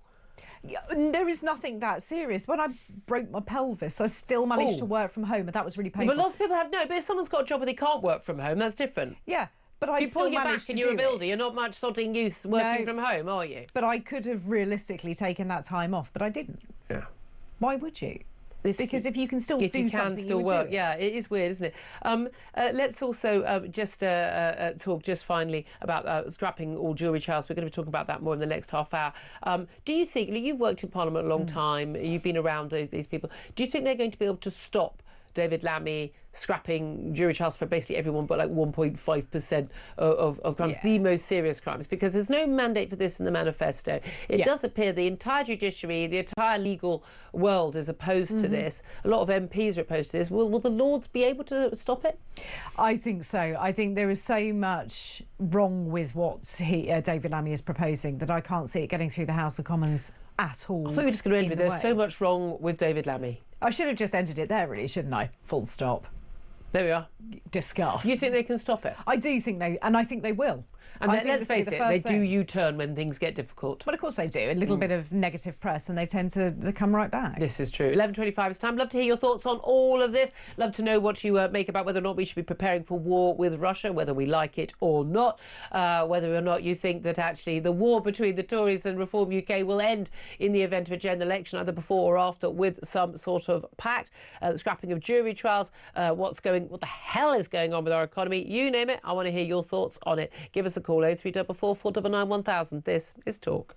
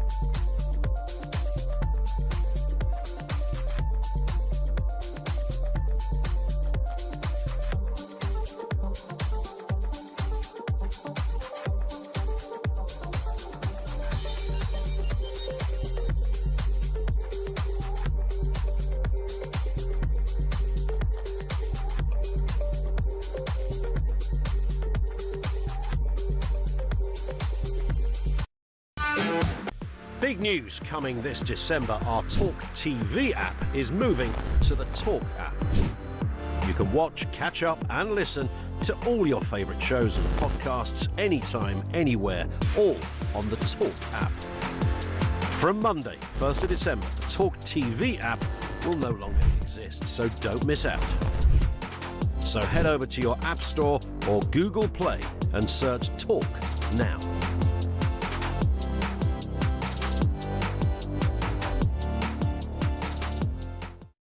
Across the UK, on DAB+, on YouTube, on your mobile, and on your side. This is Talk. Good morning, welcome back to the show. This is Talk, the home of common sense. Going to be talking to military and defence analyst Colonel Simon Diggins in a few minutes about what's been going on with Vladimir Putin and Ukraine. We're also going to talk to a barrister about those jury trials being scrapped. First up, let's get to your calls. 0344 499 1000 is the number to get in touch and have your say. Ashley is in London and wants to have his say on Putin. Good morning to you, Ashley. Should we be preparing for war? Morning. Morning. Well, I had to phone after the lady phoned actually earlier about sending someone other than Boris Johnson for negotiating and so on. And this is the problem that we have and why Russia are where they are, and that's that we have no unity, we have no strength, and Putin knows this. So my point, I suppose, is that we do in some way have to pull together and show some form of military might and preparation, because the truth is, he knows at the moment it's not going to happen, and he's going to push the boundaries. I mean, he's making everyone look stupid. He knows it. We're still buying oil from people that he's supplying. Yeah. We haven't starved him. He's sitting there laughing at us. And I think that, maybe the Americans, maybe us, maybe other Europeans need to be providing longer-range weaponry and saying, for as long as you don't come to the table and talk sensibly, we're actually going to keep on supplying, keep on building and keep on supplying them. And the crucial weapons are the ones that the Americans... Is it the Tomahawks? Is that right? Yeah, Claire's military. She knows these things.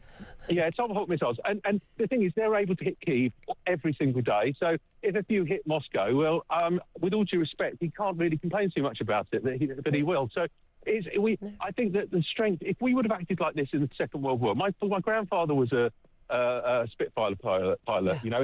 He would turn in his grave looking at the weakness of us. We would be Nazi. We would be under a German regime now if we did exactly the same. Well, Faye, our caller earlier about this time an hour ago was saying, what was the point of the Second World War? Where are we now? Well, we're not living under the Nazis, and we speak English, not German. I'd say that's probably a good thing. Well, I look, and without being funny as a Jew, that's a good thing because I probably. And you're here at all. Absolutely, and I just think that.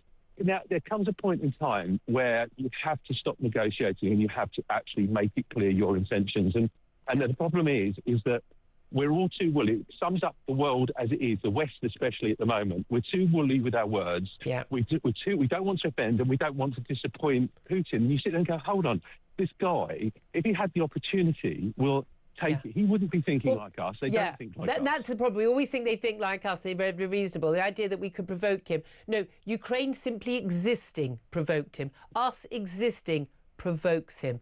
That is not the issue. I couldn't agree with you more, Ashley. Thank you so much. I have a funny feeling I'm not going to agree with our next caller. Andy is in Woking and wants to have his say. Andy, come on, give it to me straight.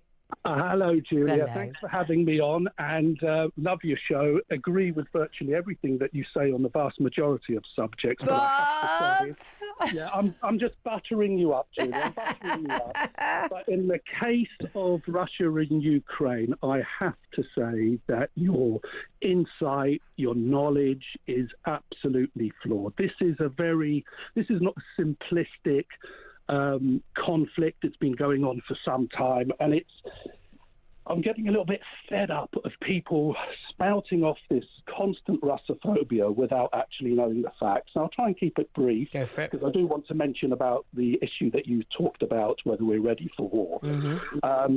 I find it quite obscene for a country and people who know very little of Russia and Ukraine to stand and cheer on the sidelines for this conflict to continue.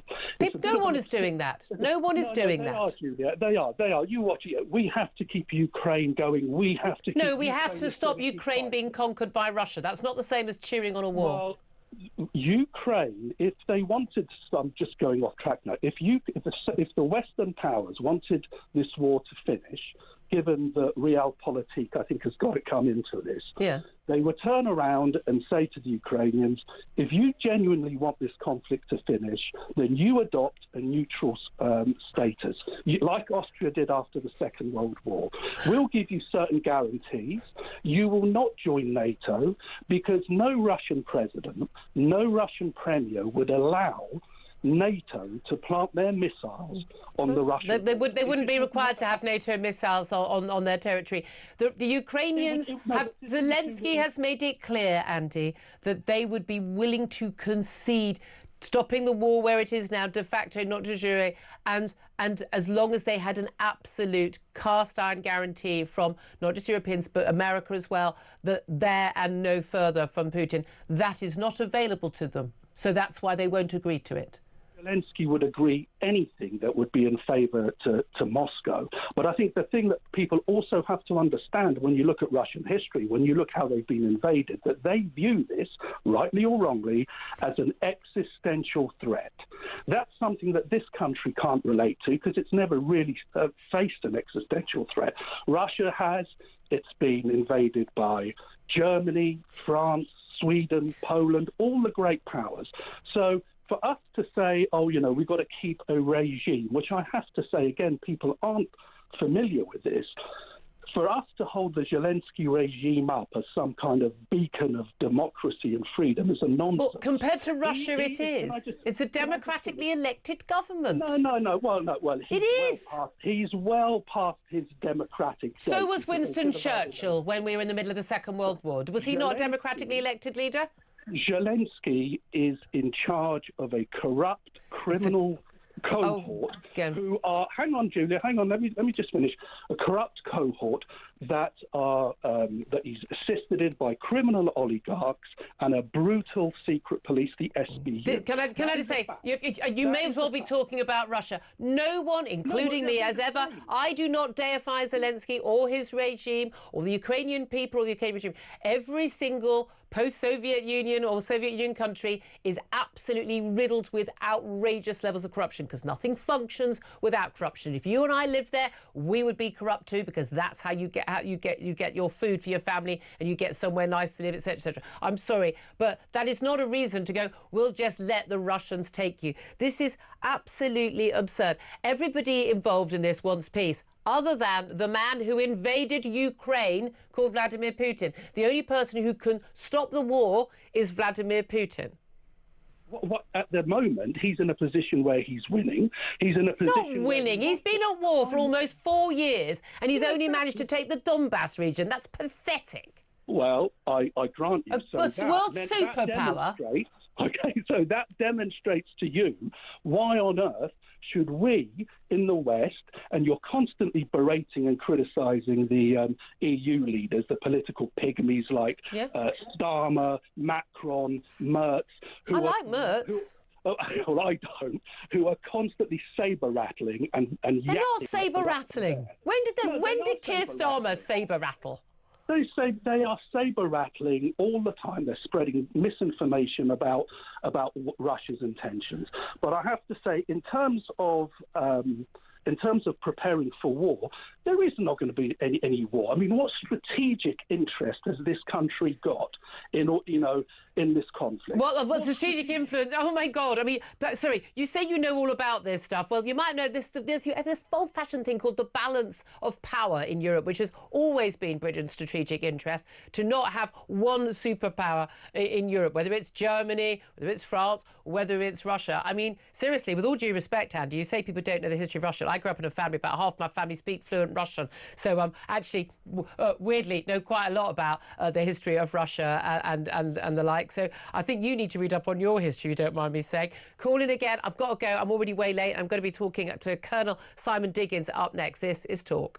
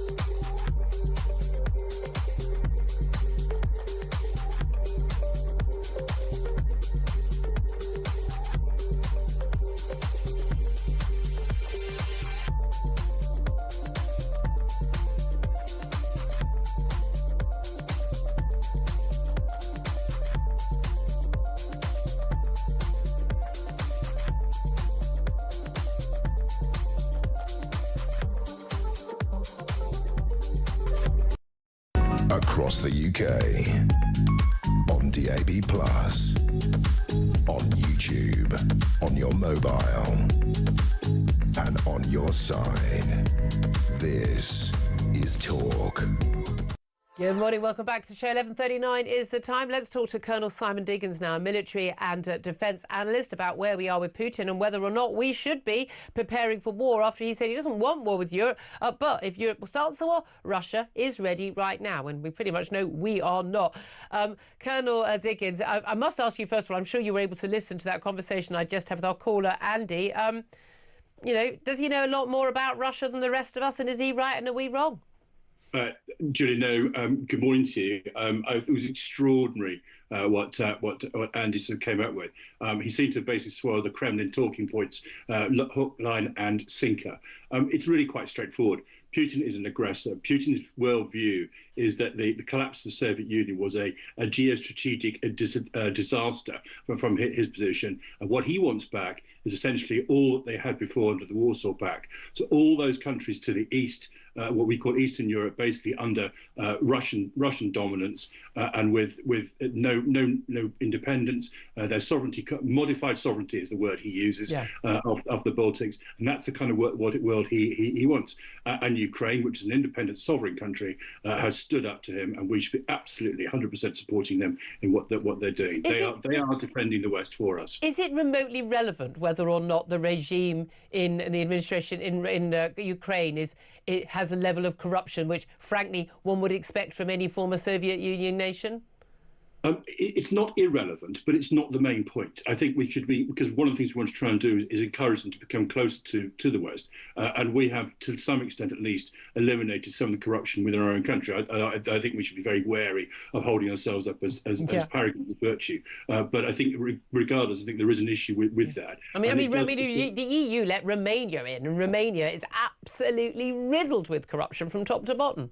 Yeah, what the eruption of the Soviet Union did into Eastern Europe at the end of the Second World War did, in terms of the internal polities of those countries, was effectively delegitimate them. Yeah. So anything that had come from before was just disappeared. And the only way you got what you wanted was by knowing somebody, the so-called nomenclatura. Yeah. And the nomenclatura, if you knew them, you corrupt them, you bribed them, and you got what you wanted. Yeah. And that, unfortunately, is the legacy which they've left. Yeah. And it's going to take them a long time to change that culture from there. But we must encourage them along. So not irrelevant, but really not the main point. Well, let's go back to the wider politics of this. I mean, Vladimir Putin, just ahead of this meeting, but after rejecting the 18-point plan the 19-point plan as opposed to the 28-point plan that he put forward, basically is like, complete surrender of Ukraine to all intents and purposes, what he wanted to get a deal on.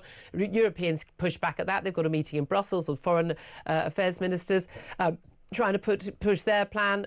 There's a lot of stuff going on behind the scenes in the US administration where, what Trump and his ally, Steve Witkoff, want, and what perhaps Marco Rubio and other sane people in the regime want is very, very different. But this comment out of the blue from Vladimir Putin that Russia has no intention of going to war with European countries, but if Europe starts a war, Russia is ready right now. How worried should we be about that?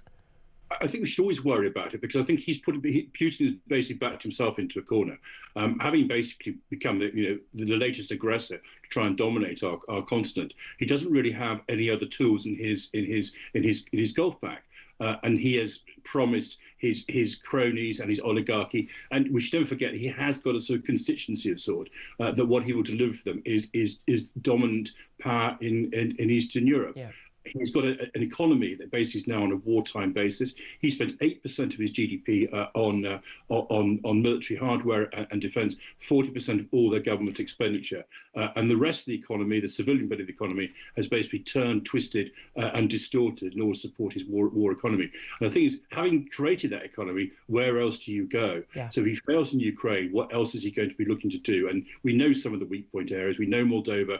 We know that the Baltics. They're all places where he could probably create some enough chaos or try and identify a kind of say, oh, well, Russian minorities have been oppressed, or giving the kind of excuse that he actually needs. Same playbook he used for Croatia, same playbook for the Donbass region as well.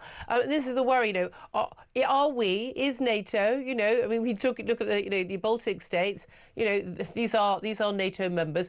Are we going to actually stand up to Putin? Or is he going to do it again, like what he does with this these spy ships with the cables? We'll wait until he cuts the cables before we take any action. Even when he's putting lasers, their ships are putting lasers into the eyes of our pilots, which is clearly an act of hostility against us. You're just outside our own, sea territory. Are we just going to wait until there's, a Russian flag planted in the middle of Tallinn before we actually go, oh yeah, they've invaded? Because he doesn't do these things largely in a very blatant way. The first few years will be stealthy. I mean, are we going to basically live up to our commitments under Article 5 of our NATO treaty? I mean, that's what he's going to test us on. And of course, what he's trying to do the whole time is blur that line between peace and war, and that's what he's trying to do. Are we going to live up to it? I really hope we do, but if we are going to live up to it, we actually need to start working on it seriously now, and we're not. I mean, we know there's been some discussion with the chiefs. They threw the civil servants out there, and they were going to write to the Prime Minister and say, they expected what they expected from the budget. When I heard that they were going to increase taxes, I thought, well, maybe, just maybe, we're actually going to live up to our defence expenditure, and I would sign up for my taxes being used to do that. But we appear to be at the moment still in this place of maximum rhetoric. The latest review, the strategic review, was very clear about the threat that Russia faced, and yet we're not doing enough about it, particularly in the timelines that we actually need. So we've backed ourselves into the worst of all possible places, whereas, as you say, using kind of, if you like, the war rheostat, Putin can turn the heat up, turn the heat down, and a bit like the old boiled frog, we won't actually know we're actually dying or not. That's our challenge. That is the real worry. I mean, again, when people say, look, we don't want war, and caller earlier, Faye says, I've got 2 sons, I've got a daughter. Claire Pissell, the guest in the studio today, she has a son as well. Our children are likely to be of the age in the next few years when, they would be likely to be called up in the event of war. No one wants war, but least of all, actually, people like you who've actually been to war. But what's the best way of avoiding a war? Preparation. If you want to avoid war, you prepare for it. Look at how the Finns are working. The Finns can mobilise 900,000 people, and this is a population of less than 10 million. We have 70 million. We can mobilise what? 110 if you're on a good day. I mean, it's. I don't think actually. Well, when they're not all off sick. Yeah, well, they're a bit more robust than that. But I mean, what we don't have is a kind of is a country that's organised for defence in order to make it effectively to prevent a war, and that's what the Finns have done. It's what the Baltics are trying to do. It's what we need to do, and we need to find a way to do it. And what's really interesting about those countries, even including interesting in Germany, is how they absolutely support what's going on. The approval ratings for the idea of conscription and everything that goes there is there because not just because they're close to the Russia and they know what Russia does to them, but because their governments have taken the time and effort to explain the challenge, explain why it's necessary. We have not had that. There's been a bit of elite discourse around the Russian threat, but there's the absolute sense that we are a nation whose interests, whose long-term future is being threatened by a European aggressor, not for the first time in our history, but it's been threatened again, really has not sunk through, and it's just so disappointing. Colonel Simon Dickens, great to talk to you, military and defence analyst. Apologies, oh God, these coughs always come and sneezes at exactly the wrong time. Claire Pissell, you're from a military family, we've been discussing this all morning, your response to that? And I think absolutely right. When you're looking at the Finnish people protecting their border, you look at what Germany is doing currently with trying conscription by another name, and France is also doing it. Macron announced that only a week and a half ago. And it's what are we doing? We don't have that kind of impetus to do it when we should. Yeah, I mean, again, you can not want war as much as you absolutely want, but preparation that may have very little bearing on whether or not you end up in one. 11:48 is the time. Up next, well, you may also not want to go to court, but you may not have a say if you do have to go to court, if you are accused of a crime, particularly a crime you did not commit. whether or not you actually get to be judged by a jury of your peers or just basically an old white man who's going to make a decision about your future, who sits as a judge. We're going to be talking about David Lammy's scrapping of jury trials for all but, 1.5% of all cases. Literally just 1.5% of all cases that come to court are going to be heard by a jury. We'll talk to a barrister, former Solicitor General Robert Courts, about that. This is Talk.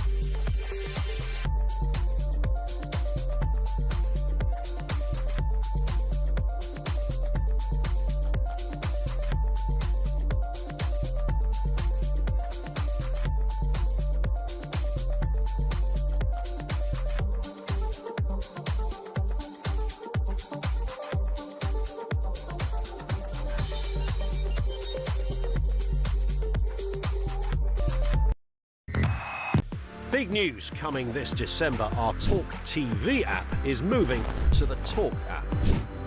You can watch, catch up and listen to all your favourite shows and podcasts anytime, anywhere, all on the Talk app. From Monday, 1st of December, the Talk TV app will no longer exist, so don't miss out. So head over to your App Store or Google Play and search Talk now.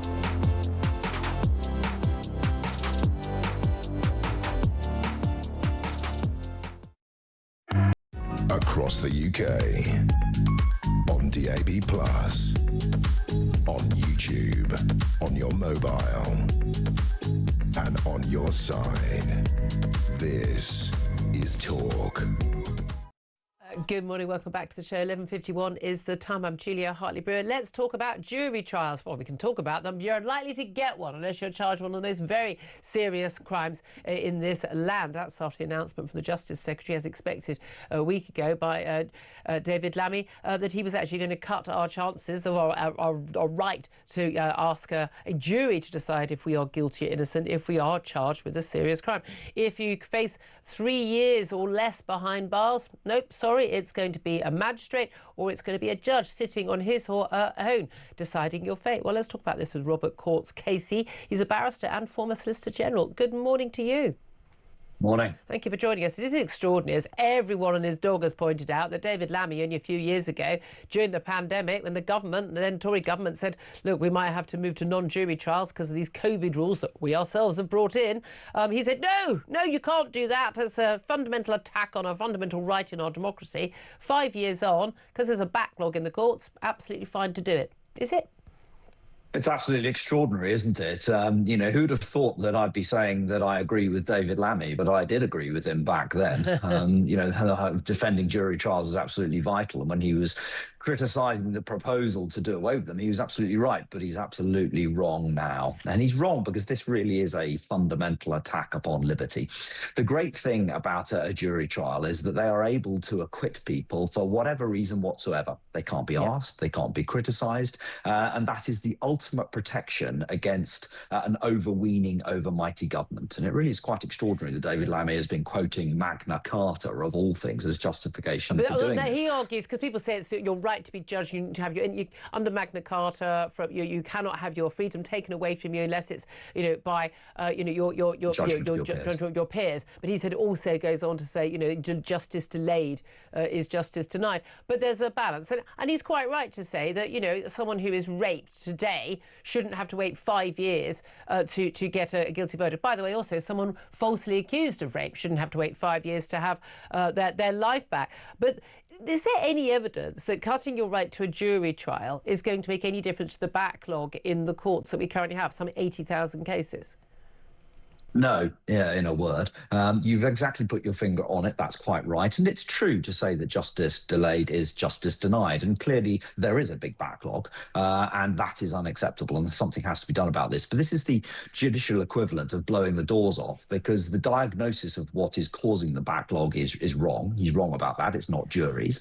And therefore the solution that he's proposing isn't going to solve the problem. The fact is that the backlog is there and exists anyway. And if people have elected a jury trial and are waiting for a trial to come along now, then this move isn't going to do anything about the backlog. So this solution fails on its own terms. Well, this is it. I mean, look, you've got to remember, you keep talking about, there are other things that could be done. You as former Solicitor General, you were a Conservative. There was a decision under David Cameron and George Osborne. There was going to be austerity. There were massive cuts to the criminal justice system. They had a massive impact in terms of every aspect, whether it was, number of trials, pay for legal aid, number of prison places, you name it, across the board. We are living with the results of that. I actually almost felt sorry for the Justice Secretary having to release a load of prisoners last year, because let's face it, Tories would have done it too, because there wasn't enough prison space, because not enough prisons were built.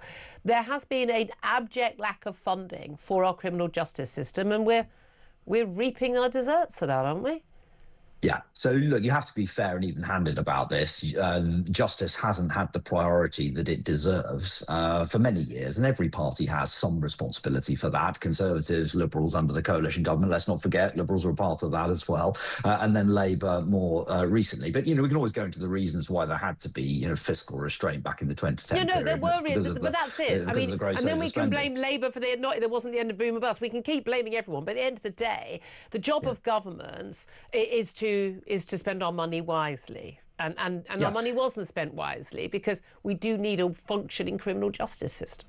Well, that's right. There's two things, aren't there? And in your programme this morning, you've been dealing with them. There are two things that only governments can do, and they need to do them well. And that is, firstly, defending our country. Only government can do that. They've got to invest in that. And then secondly, justice. Only the government can do that, and they have to decide to do so. And to govern is to choose. And this government badly wanted to be in government and have got themselves into that position. They now have that serious responsibility of providing the system we want to live in. And if we look only at the budget last week, that is a massive spending spree that they've gone on welfare. And they have raised taxes to a historic level to do so, and are borrowing more to do it. That is a political choice that they have made. That's 16 billion not spent on benefits, but spent on the criminal justice system and defence. I'd have been, OK, fair enough, absolutely quite happy with that. But this is it. And people often think, don't they, it's the Cinderella service. Well, it's not going to affect me. Well, until it does. What would you do instead of scrapping the right to a jury trial? What would you do to actually mean that we could actually clear a big slice of that backlog? Yeah, so there's two things that you can do that particularly spring to mind, neither of which is easy, and they require some political bravery. And the first of that is to look into the point you raised just a moment ago, which is legal aid rates. Yep. The independent bar, and I am an independent barrister by background. I prosecuted in the Crown Courts before I was elected to Parliament, is extremely efficient. It is extremely dutiful, and it is in the position to clear this backlog. But in order to do so, there have to be criminal lawyers who are willing to operate in the criminal system. Some of them are basically, they're actually, actually it's costing them money to go to a case once they've got their travel and covering the case rate. So upping the legal aid rates. What's the other? What else would you suggest?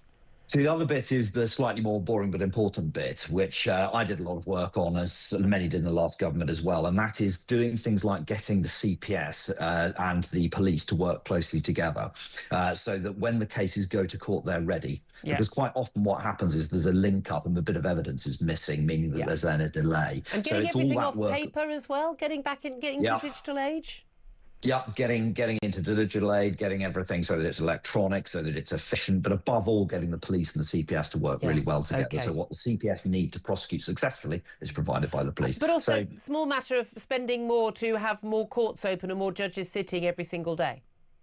Yes, it's legal aid law is the primary pinch point, though. You're absolutely right. If you go into a courtroom today, you'll see that there are courts empty. So court sitting days could be made available. Judges could be made available. Yeah. Don't forget, you can also get barristers as part-time judges. They're called recorders. So there are plenty of other things that could be done rather than taking away our 800-year-old rights. So, small point worth making. Robert Courts, so appreciate you joining. He's a barrister and former Solicitor General. I mean, Claire, we've been talking about this all morning. There's just no need to do this. And even if there was a need to do it, and we're not in wartime, we're not in a pandemic, no excuse. Just because you can doesn't mean you should. And it's one of those ideas. David Lammy, take that. One of those ideas that comes up when everybody's looking at what can we do to save money. Oh, there's this. But it's not going to save money. It's not going to clear the court backlog. It's not going to do anything other than take away fundamental freedoms.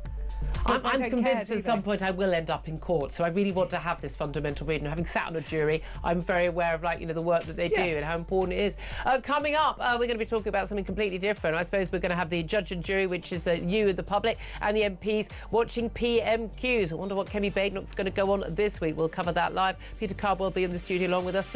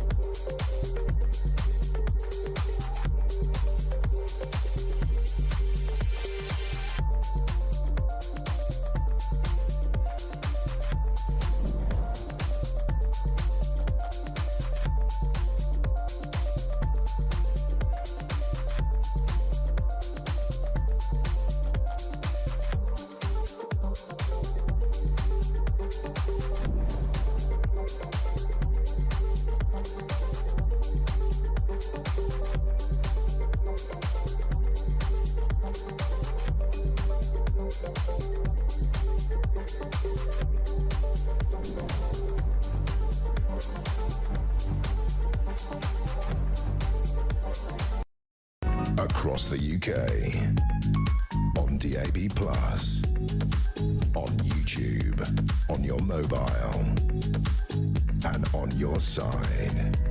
This is Talk.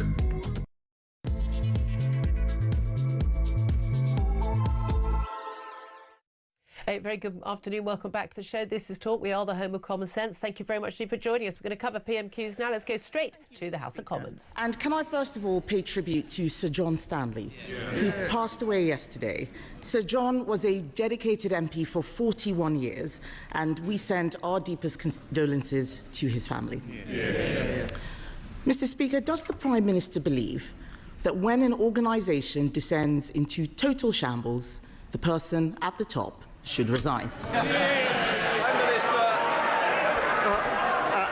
Mr. Speaker, can I first join in her comments in relation to Sir John, and I'm sure I speak for the whole House in that respect. Mr. Speaker, I was very proud to lead this party at the budget last week, where the Chancellor set out that we would protect the NHS, which we've done in the budget, create the conditions for economic stability, not repeating the mistake of austerity, and bearing down on the cost of living by taking £150 off energy bills. We're fixing the mess that they left, and I'm very proud to be doing so. Mr. Speaker, he doesn't want to answer a question about taking responsibility because he likes to blame everyone else except himself, and so does the Chancellor. We now know that the head of the OBR was forced out for telling the truth, that the Chancellor did not need to raise taxes on working people. We also know that the Chancellor was briefing the media, twisting the facts, all so she could break her promises and raise taxes. Mr. Speaker, if she was a CEO, she would have been fired, and she might even have been prosecuted for market abuse. That's why we've written to the Financial Conduct Authority. So will the Prime Minister ensure the Chancellor fully cooperates with any investigation? Mr. Speaker, she's completely losing the plot. She clearly didn't read. May I pay tribute to Richard Hughes and his leadership of the OBR? He made very clear why he stepped down, and I've made very clear my support of the OBR. But she says take responsibility. Under this Chancellor, Mr. Speaker, growth is up this year, defeating and beating the forecast. Wages are up, more since the general election than in 10 years of the Tories. We've had, I think, 5 interest rate cuts. NHS waiting lists are down. We've had record investment into this country. We're turning the page on their austerity and reckless experiment on borrowing. I'd compare that record to them every day of the week. Mr. Speaker, the Prime Minister talks about losing the plot. Let me read to him what his own cabinet members are saying, and I quote, "The handling of this budget has been a disaster from start to finish."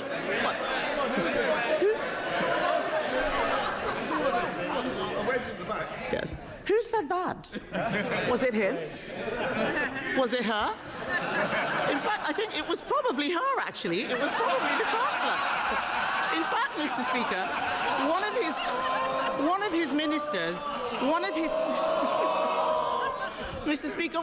of his ministers said the Chancellor and Prime Minister look weak and incompetent. The country agrees.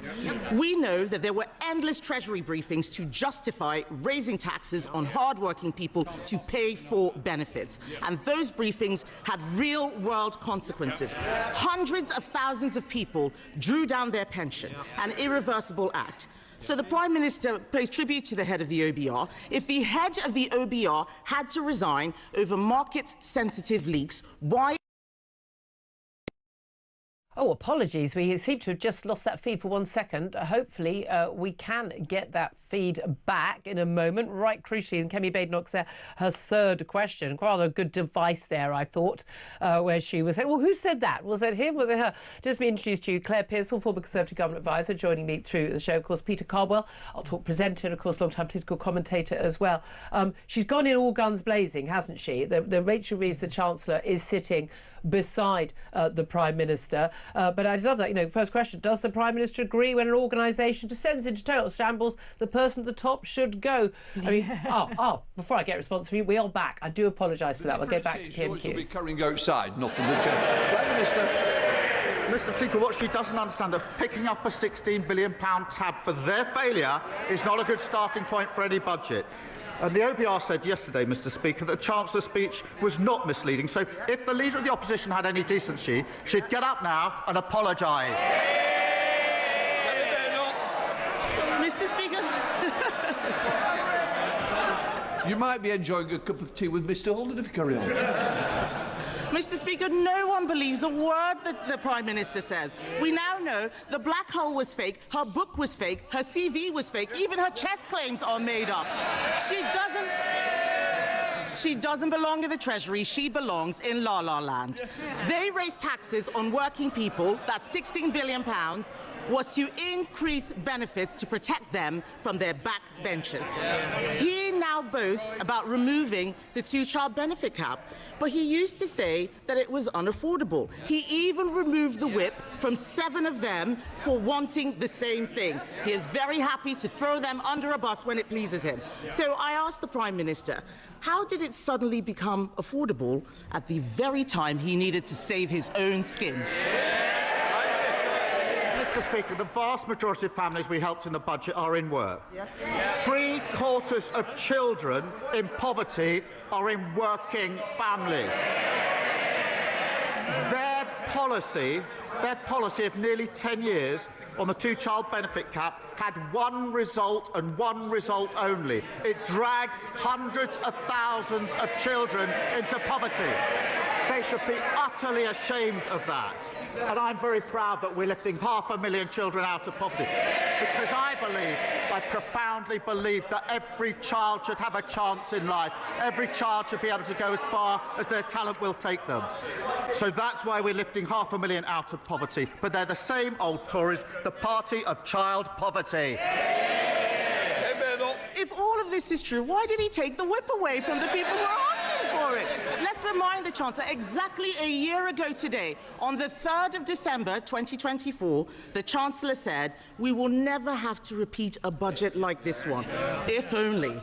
He may have taken the whip away, but the rebels had the last laugh. The Prime Minister has lost. He can't run his own party. He can't, let alone the country, Mr. Speaker. Let me quote what the hard-left former Shadow Chancellor said. He said, we've won. He's right, isn't he? Prime Minister. Speaker, I've said repeatedly that bringing down child poverty is a moral mission, a political mission, and a personal mission. They drove hundreds of thousands of children into poverty who will pay the price for the rest of their lives for their failure. We're taking 500,000 of them out of poverty. Very proud to do so. That is good for children, it's good for the economy, and it's good for the NHS, who will have less of a burden on them. They should be ashamed of what they did on child poverty, and she should stand up and she should apologise. Mr. Speaker, let me tell the Prime Minister, making the whole country poorer and destroying jobs is not how you keep children out of poverty. In the past week, we've seen broken promises, broken leadership, and a broken budget for Benefit Street. The Education Secretary is chuntering. Where is the money for the children on special educational needs? Where is it? Unemployment is up. It's coming out of her budget. She's shaking her head. She doesn't know where that money is coming from. But let's be clear, Mr. Speaker. Unemployment is up. There are more children now growing up in workless households because people are losing their jobs. It's not just the head of the OBR who's losing his job. Millions of people have been hung out to dry by their budget. And isn't the truth, Mr. Speaker, that behind it all is a Prime Minister who only cares about one person's job, his own? Mr. Speaker, she wants to put 500,000 children back into poverty. She thinks the Chancellor should resign because the economy is improving. We are turning the page on their failure. We are bringing waiting lists down. We're bringing stability that cuts inflation and interest rates. And we're bringing down bills. We're building a brighter future. Conversations about a new... OK, well, we are back. We got the rest of those questions from Kemi Badenoch. She was pretty much on fire again after another feisty week she had last week as well. She says the Prime Minister only cares about one person's job, his own. I have to say, coming to you first, Peter Cobwell, that I did think that she won that one. He seemed to be very much on the back foot when it was all about basically the OBR head resigning, but the Chancellor still in her job, and then sort of teasing about the Chancellor's CV claims. Now even the chess claims, we'll come back to all of that. But basically also everything he's saying about getting children out of poverty, that didn't count last year. Explain the background to that. Yeah, well, it's interesting. There were quite a number of Labour MPs who were who lost the whip, who had the whip withdrawn. They remained Labour within the Labour Party, but not within the Labour Parliamentary Party, because they rebelled over these issues. And then they voted for a measure. Yes. to actually bring in exactly what they did in the budget. Yes. But they were punished for it because it wasn't Labour Party policy. Exactly correct. Now they're back in the fold. It's a fair point from Kemi Badenoch. You feel really strongly. He said this is a moral, political and personal mission. He said, but it wasn't a year ago. He said, I profoundly believe that every child should have a chance in life. Show me the person who doesn't believe that a child should have a chance in life. No, those children, they don't deserve a chance in life. Yeah. This was Keir Starmer on the back foot. Kemi Badenoch, the most relaxed I've ever seen her at Prime Minister's questions. She knows she has the upper hand in this forum anyway, because this budget has fallen apart at every step. Absolutely. We've got an OBR leader who is gone. We've got a Chancellor in the ropes. Absolutely. The Chancellor was sitting there in the room. She was sitting right behind him, along with David Lammy as well. Claire Pearsall, what did you make? Well, I thought that was the most animated and relaxed I think I've seen of Kemi Badenoch in a long time. She actually seemed as if she had got used to doing this. She has managed to be able to land a punch onto Keir Starmer, and he now just looks rattled every time she speaks. Oh, yeah, absolutely. I mean, again, you never know with Rachel. Was she going to cry? Is she going to cry? There was that wonderful dig there about, when she quoted her cabinet ministers, criticising the budget all falling apart. And she goes, well, was it him? Yeah. Was it her? It was probably her. Absolutely brilliant. But also I thought that was, brutal. She's been attacked for being brutal. Sorry, just because it's a woman. Just because it's a woman making criticism of another woman. I mean, so this idea you can't criticise women, because God, they should see my Twitter feed. Good grief! But anyway, but she says, no one believes a word that the Chancellor says. She said, her book was fake. Yeah. This is a book she wrote, which was basically massively plagiarised. Her CV was fake. We know all of these claims about what she did, when she was, how long she was at the Bank of England, what her actual job was. Rachel from accounts, working at HBOS, but also her chess prodigy claims. That's a new story this morning. We've heard it before. She was a junior chess champion, but big question today. There is a big question over that, and people are now digging into the details, looking at these sort of chess leagues, if that's what you call them. I'm not very up on this. No, according to Professor Alex Edmonds, who competed a year below Miss Reeves, he pointed out that in the 1993 British Championship, that actually Emily Howard was the girls' champion, not Rachel Reeves. So she wasn't a chess champion, but that she'd finished 26th out of 34, which is very impressive. Yes, but she was definitely good at chess. But she raised the whole issue again herself with that photograph, didn't she? Just put out on Budget Day of her working with the chessboard next to her. And I'm not sure what this obsession is. Does she think it makes her look normal? Look at me, I play a board game. No, it makes me look... No, playing Monopoly makes you look normal. Do you love Monopoly? I love Monopoly. But playing chess, I'm sorry, let's face it, to most of us, yes, I can play chess, but not very well. But it makes you look like a spod. It isn't. And I'm not saying, but a lot of people, it just looks... Her idea is like, oh, look, I look like a really clever nerd. That's what she thinks. Yeah, I think she wanted to try sort of the Queen's Gambit, which was a great pose. She wanted to take some of that kind of panache. And, she hasn't got it. But doesn't it say an awful lot that we're debating about whether she was the British girls under 14 champion or not? Yes. I mean, there's so many things that she just hasn't told the truth about, including aspects of the budget, including whether there was a black hole or not, and her CV and the rest of it. All right, thanks for bringing us back to the serious topic of the day. We were just trying to have a bit of a laugh, Peter. Well, I feel I'm just a pawn in this discussion. Oh, God. You're the Queen. Sorry. Here we go. What does that make you?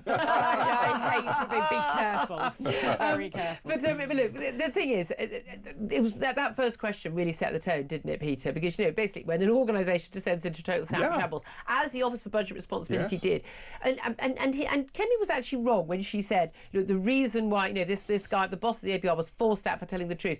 No, he didn't get the backing of the Chancellor because, you screwed me because you guys have revealed that you told me something completely different from what I told the public on November the 4th. But no, he had to go because the independent report into what happened when the budget was put out 45 minutes before Rachel Reeves even started speaking, so best part of 2 hours before it was supposed to go out, that was because we all laughed on the day, didn't we? Thought, oh, well, someone just pressed send by accident. No, it was sitting there all morning, pretty much un-cyber protected, no proper passport. People have been guessing. It had happened before, but it hadn't been a big deal. No one had noticed. And this guy who's running this organisation, oh, we don't have an IT department, and it was part of his job not just to crunch numbers, but also to make sure that those numbers were not made public until the moment they were made public, because of the massive financial and market reaction to those. Of course he had to go. It's got sod all to do with what he did or did not say about Rachel Reeves. We had the bizarre spectacle last week of the Chancellor of the Exchequer during Prime Minister's questions on her phone, receiving messages and looking at a website where essentially her own budget was revealed. It was absolutely Well, it was Torsten absurd. Bell's phone that she was handed. Right. Like, oops. But this is the thing. The shambles continues. The boss of the OBR has resigned. He had no choice, but you could say honourable. OK. There's now question marks about the Treasury Permanent Secretary, who the most senior civil servant, who apparently gave the say, gave the tick, yes, you can, to the OBR. You can publish this document, which basically proves, not suggests, proves that the Chancellor lied to the public on November the 4th with our early morning press conference, setting the scene for, look, we've got this big black hole. Realistically, there's going to have to be, along with briefings as well, there's going to have to be tax rises, which would breach our manifesto commitments. That then didn't happen. They claimed that, the financial situation had changed. It hadn't. That's all a lie.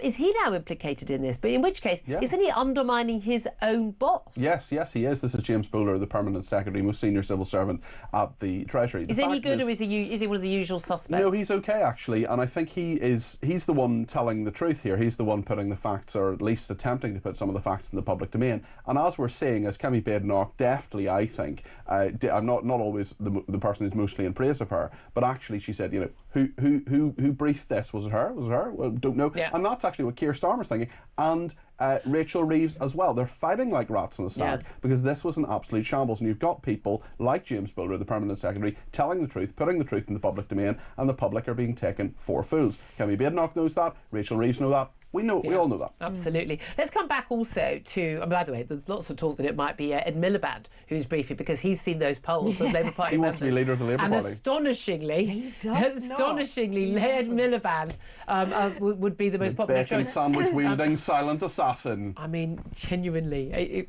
I'm telling you, as I've said last week, it would be fun for a couple of weeks. If Ed Miliband is Prime Minister, we can all laugh for a while and then go home. They said the markets would explode. I mean, it would damage us for a whole generation, but, worth it for the giggles, eh? Or Angela Rayner. But here's the thing. Whoever, if the Chancellor did actually have to fall on a sword or got sacked, forced out, it would be a more left-wing Chancellor. It wouldn't be a saner Chancellor. It would be a more left-wing Chancellor, someone who could spend more on benefits, we're going to say. If we got rid of Keir Starmer, it would be a more left-wing Labour leader. I mean, that's where the party is. That's the reality. And as every Prime Minister has found out who gets rid of or loses their Chancellor, Margaret Thatcher with Lawson, John Major. Beginning of the end. It's the beginning of the end. Yeah. There's Liz Truss more recently with Kwasi Kwarteng, because they're so completely linked to the Prime Minister. Let's go back to that conversation we were saying about, which party is in favour of child poverty. But Kemi Badenoch said, look, you can't if you make the country poorer and you destroy jobs, that's not how you tackle child poverty. Again and again, Claire, this back me up on this. It's absolutely technical term. Does my head in when everybody says the majority of these people who are claiming benefits, whether it's the child benefit cap, they're going to get an extra 3,500 quid per child that they've had over two, which most families, all they who work can afford. We're told they are working families. They're not. They're not. Half of them are single parents, but there's no reason because you're a single parent that you can't work. Most single parents do work. I was You one. work. You're a single parent. You've always worked. Okay. The other half are two-parent families, and again, a lot of those two-parent families are actually of immigrant heritage. It's worth noting. It's a cultural decision. They want, it's Bangladeshi, Pakistani families largely, and Black African, West African countries, not Afro-Caribbean so much more, but West African. These are cultural differences, and people are entitled to have as many children as they like, as long as they're not expecting other people to pay for them. But we're constantly told they're working. Only in a tiny minority of those households are two parents working. And in lots of the cases, the people who are working part-time. This nonsense that most of these people on universal credit or most of these people claiming these benefits are working is absolutely not true. No, it isn't. And this is the battle that you always have with the Labour Party when you start talking about benefits. back in the day, when I was growing up, friends' parents one of them used to go out to work in the day, and then the other, normally the mother, used to go and do a night shift to earn the money. They had to tag team because it was the only way forward. People these days now know that they're going to be given practically everything. And the Labour government, when my son was born, were absolutely willing to throw money at me to stay at home rather than go back to work when I was a single parent to a small baby. Yeah, I didn't. But I also, went back to work. I mean, women allowed, you would stay at home for the first 5 years. It's like, but every woman who's got a job is like, they're back at work within, mostly within a year. But here's the thing: it's this idea that your need is much harder. No, I'm sorry. Were all of our husbands doing the pick up from school? Give me a break. What planet are these people living in? But Peter, I mean, this is the thing. A lot of the debate people have about benefits, about a lot of these issues, they're not actually based on actual facts. People actually, when I give these facts, people go, where'd you get that from? Well, the official statistics, which are given out by the government. The governments know these statistics and they just spout this nonsense. And people see it. People see it in their daily lives, and it's our viewers. Which is why they're in favour of keeping the cabs. Exactly, which is, it's our viewers and listeners who are going out to work, most of them, who are in the businesses that are the backbone of this country. The 99% of businesses that are employ 7 people or fewer, the SMEs, the plasters, the plumbers, the labourers, the hairdressers, the people who stand on their feet and keep this country moving. Work through lockdown and pay the taxes that pay for these benefits. It is not about saying to people who are genuinely disabled, you shouldn't be given benefits. We want them to be given more. Exactly, and we want it to be taken away from people who can work. And so many people have been mollycoddled for so long, and simply for having a child doesn't necessarily mean. I tell you what, we've been talking a lot about, and we're going to get some calls on there in a few moments about the threat from Vladimir Putin. In other countries looking at national service. We're going to have conscription in a few years' time. I'm sorry, reality check everybody about that threat from Putin. I say if you're on benefits, you're first up. That might motivate you to get a job, eh?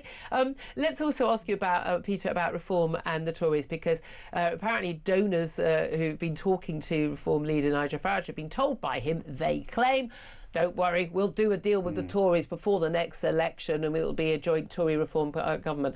He's said this isn't true. The Tories said this isn't true. He's always said publicly, I want to destroy the Tories. I hate those people. Sorry, Claire, sitting in the studio. The reality is they can't do a deal before the election because that would scupper votes on both sides, wouldn't it? Well, I think there's a lot of unease within a lot of Reform people I talk to about the Reform brand being diluted by a lot of Tories going over there. Jonathan Gullis, the latest one. Nadine Dorries did not go down well. Jake at Berry. Reform. Yeah, did not go down well. I would say Jonathan Gullis is actually a classic Reform. But I would say he's far more Reform than Tory. But this reporting by the Financial Times was hosed down by Nigel Farage, saying, like, some of these donors just hear what they want to hear and then they tell journalists about it. But I think we've got the more fundamental question we've got to ask is, what's in it for Reform UK? If they're riding high in the polls and they could in theory be a majority government, why would they shackle themselves to the Conservatives? I can see what's in it for the Conservatives. I can't see what's in it for Reform until after the election. Then they may form some sort of coalition or some sort of confidence supply agreement. They would 100% do it. When we talk like in 2010, no one was going to go into coalition. They would absolutely have done it. And everyone said after the 2015 election before then, though, they would absolutely not go into coalition again. They would have got into coalition on either side, wouldn't they, Lib Dems? But the Tories, I mean, it would damage. There's a lot of talk, a lot of Reform people very angry. But if you're going to hitch your horse to the Tory cart ever again, we've come to you because we're angry with the Tories. But also, like with the Tories, there are an awful lot who, frankly, would be better off in the Lib Dems. And they will be angry about that too. They will, and they are angry about that. And I have spoken to a couple of people who just said that they are Conservatives and therefore they don't want that to be diluted down by adding Reform to it, equally the same way that Reform don't want to dilute down their party, and never the twain shall meet. I think that the confidence and supply that you mentioned is very similar to Theresa May's government having to have the deal with the DUP over Brexit. I can see that as a more likely scenario, but I think that should Reform win an outright majority, they're not going to want to be anywhere near the Tories. Even down to, look, I mean, Nigel Farage feels very much beaten and battered by the deal they did with Boris Johnson in 2019 to get Brexit through, which basically everyone goes, what an amazing, huge, big majority that Boris got. He got that because Reform what the Brexit parties as they were then, they stood back and just they withdrew 250 candidates, allowing that big victory. But we have got a scenario where you can have massive support for reform, Tories and Labour are about the same, Lib Dems and Greens sort of coming up behind. I mean, Greens have polled topped. Did very well, 17% in some polls. I mean, that'll be fun. And cancelling each other out in a lot of these seats, and therefore letting through. It's perfectly feasible on the numbers we've got right now that Labour could win another sizable majority. So there will be a lot. There'll need to be a little bit of sort of.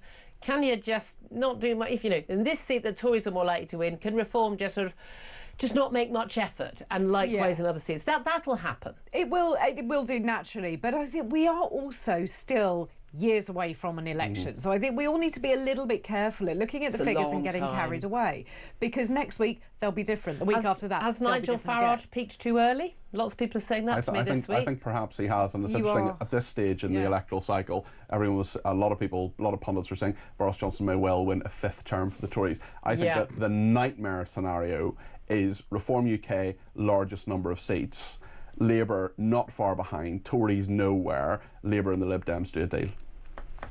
Yeah. That's not out of the question. It's not out of the question. I mean, it is absolutely all to play for. It's really interesting. My main thing is, however you vote, I don't tell anyone how to vote. I voted for many different political parties in my time. Is use your vote. Yeah, you've got to vote. I mean, goodness me, people died for it. This is going to be an election where absolutely every single vote is going to count. Oh, here's another question. Just before I go, I know I'm always over time because I like my conversations.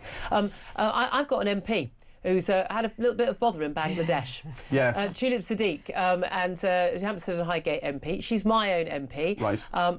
Thrilled about that. And she said, trial by media, don't know what they're talking about, no corruption, sentenced to 2 years in absentia. Her aunt, who was a Prime Minister, who basically ordered the killing of innocent, peaceful protesters who were protesting against her corruption, she's been sentenced to death. She's in India, she's not going to serve any time either. But should she still be not only having the Labour whip, but be a Labour MP or an MP at all? Because is there going to be a recall petition in her seat, or do I need to start it myself? Because I've been busy this week.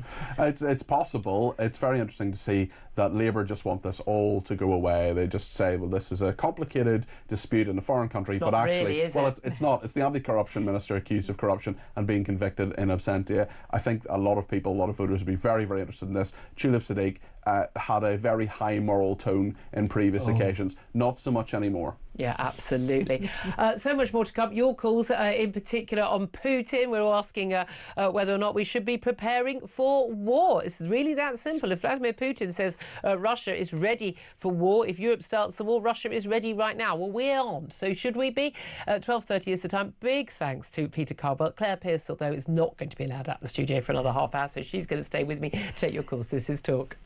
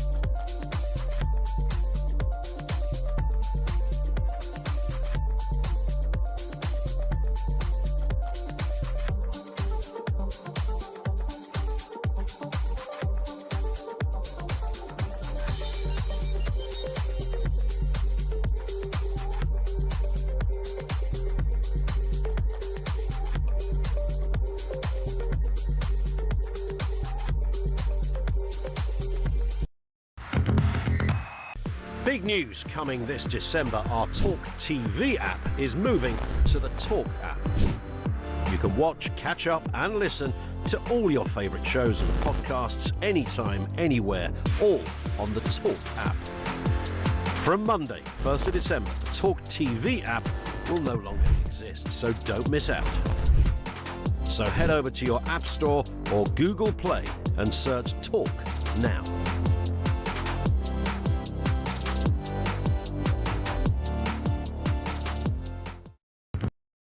Across the UK, on DAB+, on YouTube, on your mobile, and on your side.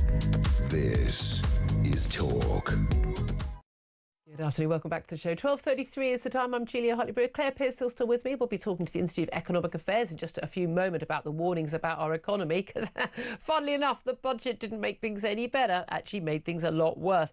But how much worse can they be than war in Europe? Well, we've got one right now in Ukraine, but Vladimir Putin yesterday said if Europe starts a war, not that he wants a war with Europe, he says, Russia is ready right now. Well, we know categorically that we are not. Everyone's clear on that. Should we be preparing for war? That's my question to you today. 0344 499 1000. Dave is in London, wants to have his say. Hi, Dave.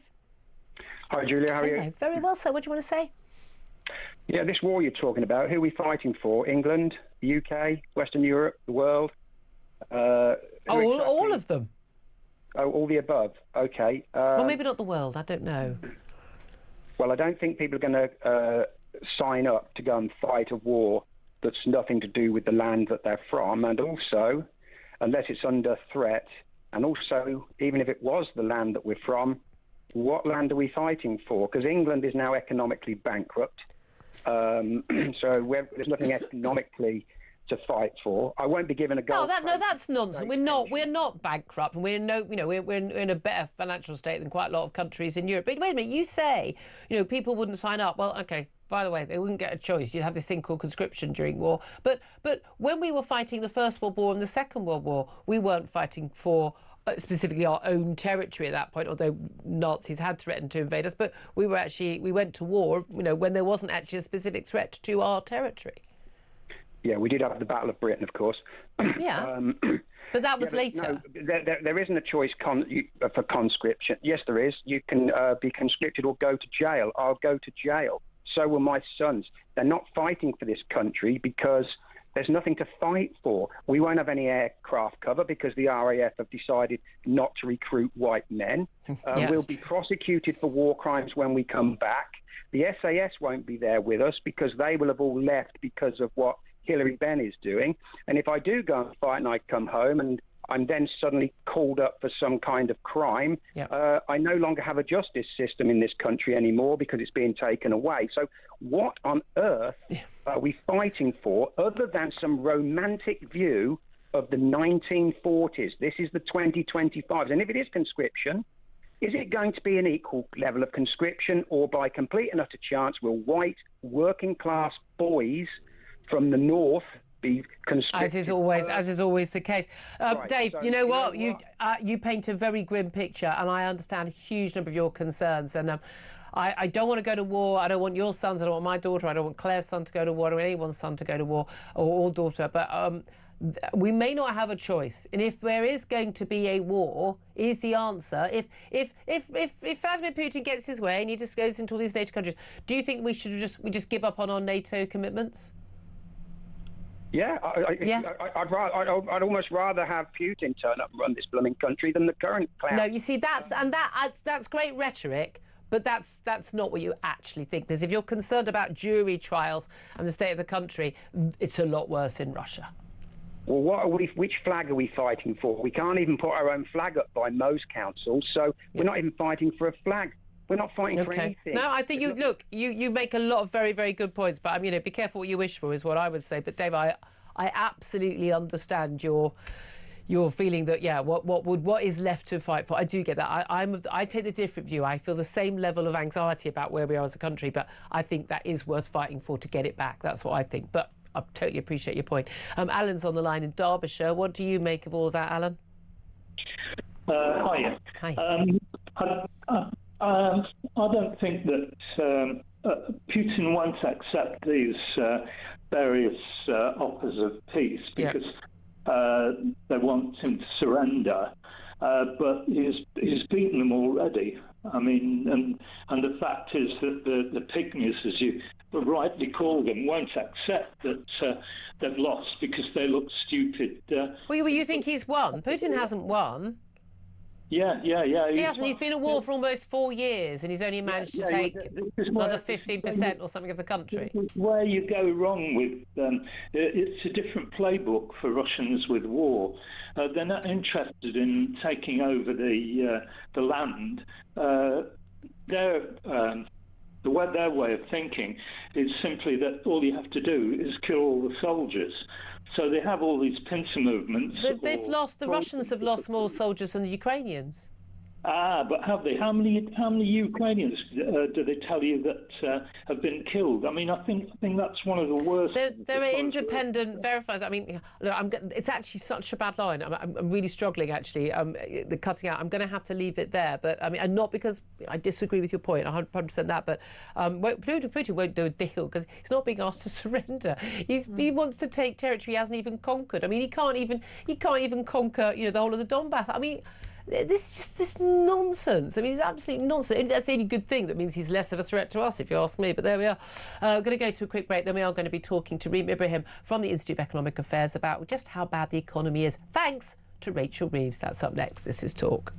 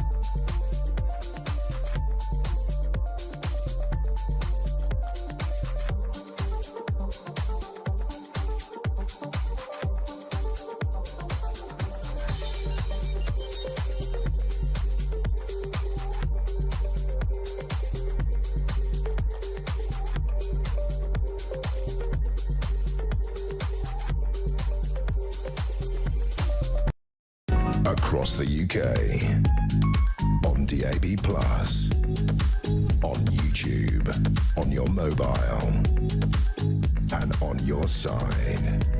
This is Talk.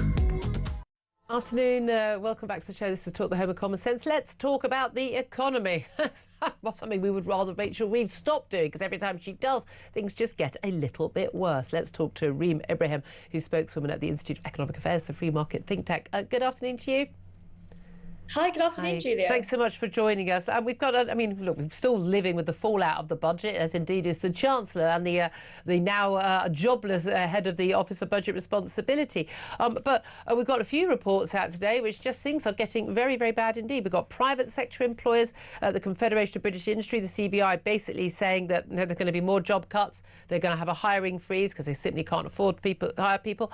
And we've also got the Office for the OECD, the Organisation for Economic Development, basically saying, look, we're going to have the highest inflation, low growth, and also keeping unemployment at 5%, even while our benefits claimants go sky high as well. Things aren't looking very good, are they? They're not looking good at all. Let's focus on this CBI report just for a moment. So it's a survey of 909 firms that is showing that recruitment plans have turned negative late last year, and they have been weak ever since. So this is probably due to various different factors, including the hike on minimum wage. We saw 2 hikes this year, one at the autumn budget that we just saw last week, and of course one earlier this year at the spring statement. Now, the idea is the government can say, when we increase the minimum wage, we are not spending any more money. But of course, businesses don't just magically get more money. The money has to come from somewhere. Wait a minute, that's how government works. They just get people on benefits. You just magically get more money. Doesn't that not work in the real world? It's terrible. Well, when the government increased minimum wage, businesses don't, unfortunately, get magically more money. Unfortunately, what happens is the money has to come from somewhere, and it probably means that they will be hiring less people. So that is a factor. And where they can't hire fewer people, they put their prices up, and then the consumers pay. Exactly. The consumers pay. The money has to come from somewhere, right? Often these very small businesses, we're talking about the hospitality sector, we're talking about hotels, bars, restaurants, they already have extremely thin profit margins. So the money is going to come from, as you've said, higher prices for consumers, which means that the cost of living is even greater. And it's even worse. What's interesting so apologies, carry on. No, I was going to say, this is a really interesting example of the seen versus the unseen, right? The government, and Rachel Reeves is saying, this budget protected so many people, it has improved the cost of living, but in reality, it is doing the opposite. I was at the New Statesman party last night, and Ed Miliband gave a speech about how excited he was to vote for the budget. Absolutely abysmal. And part of it really is that the current economic reality that we are facing is not something that has occurred as a result of external factors. This is a direct result of bad government policy. And when we're talking about this specific CBI report looking at the decline in vacancies, we know that from the OBR, the decline in vacancies in the 3 months before September was about 700,000. We're talking about over 500,000 jobs completely disappearing because of the government's own policies. And sadly, they're not all diversity officers and net zero officers. They're people doing actually proper, useful jobs. But I just wanted to mention hospitality as well, because this is a huge issue. Hospitality were basically told, look, we're going to make things easier for you, we're going to help you with your bills, your rates, your energy costs, goodness knows what. And they got an absolute kick in the teeth at the budget. It emerged within days after. I was already, I think it was a weekend by then, I wasn't on air, that all of their costs are going to go sky high. It's really awful. I mean, I wouldn't want to be a pub owner in this current state of the country. I mean, it really is abysmal. I think the main aspect of this actually is employment, because when we are making it so much more difficult to employ people, those people are already going to be short-staffed. These businesses are already facing extremely high costs. Energy bills going up. We know that, for example, energy bills are increasing as a result of the restriction in supply. The government is saying we're going to send the frackers packing. Well, when you send the frackers packing, what happens is you get less energy supply and higher prices. That directly affects businesses, but of course, for consumers, for us, for people that pay to actually go to these businesses, prices are going to be higher and the cost of living is higher. These all have knock-on effects. Now, what this actually means in reality for economic growth is that the economy is not growing. That means that whilst we have inflation, we have more and more money being spent on those particular goods, and yet at the exact same time, we are not earning more money. Our wages are stagnating. It is much more difficult to get a job if you don't already have one. We know that, for example, 1 in 4 working age adults are currently out of work. I am really personally quite upset about the fact that there are so many people in their 20s and 30s that are going straight from university onto long-term sickness and benefits. also the idea that 1 in 4 adults in this country is so disabled or incapacitated by sickness or some disability, mental or physical, that they cannot work. It's an absolute joke, and it's a big lie. Absolutely, Reem. I love your passion on this. Thank you so much, Reem Ibrahim, spokesman at the Institute of Economic Affairs. Claire, I mean, it is unbelievably frustrating. Haven't got enough jobs, but we are still importing people from abroad to do jobs. We've got a load of people unemployed here. This is the bit I don't get. Same with the doctors. We've got enough places for the doctors to train, but we're importing a load of people people from abroad to work as doctors. What's going on? And that's really interesting. So there are only so many places at medical school for people to study. Yeah. So we give half of them away to foreign students. And then when you come to the resident doctors, you know, all those opportunities for training are going to foreign students. Joined up thinking. Just before we go to a quick break, I just want to mention something completely different. We mentioned a little bit earlier, probably a couple of hours earlier, about a report that the Girl Guides and the Brownies are no longer going to allow what they call trans girls, the rest of us know them as boys, to join on the basis that these are organisations for girls, and therefore boys who may or may not think they're girls wrongly cannot join. This is only after parents threaten legal action of their inclusion policy on the basis that they get, you know, do we really care if there are little boys in a group in a local village hall? Well, that's fine, but it does matter when they're in a tent with your child. On an overnight weekend stay, which they do a lot of. I remember this from the Girl Guide days, the sewing on the badges days.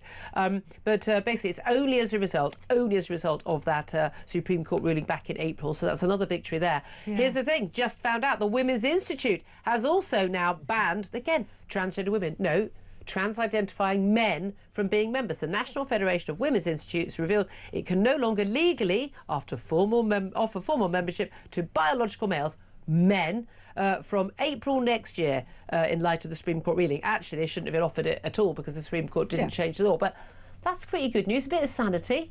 It is, and here we have the WI standing up for women. It was set up for women. The only kind of women, because there's no subset. No. Just women. Just women. Shall we? Because we haven't done it for a while. Go on. Shall we? Should we have our regular check to see if we have? Because Prime Minister, he's never backtracked on this, still thinks that 99.9% of women do not have a penis, but that means 0.1% do. Exactly. Which means 30,000 women in this country do have a penis. Should we have a little... Ladies and gents, if you want to, I don't know. We're inclusive on this show. Have a quick look now. Do you or do you not? Have you grown a penis in the last few years? Let's have a quick look. No. Nope. Still like that. Just say. One day. You never know. 12:49 is the time. Up next, going to talk to Norman Baker about the latest on royal finances. Prince Andrew's not getting his deposit back, cut price royal rents, and why David Dimbleby thinks the king, who's a billionaire, should pay a heck of a lot more tax. This is Talk.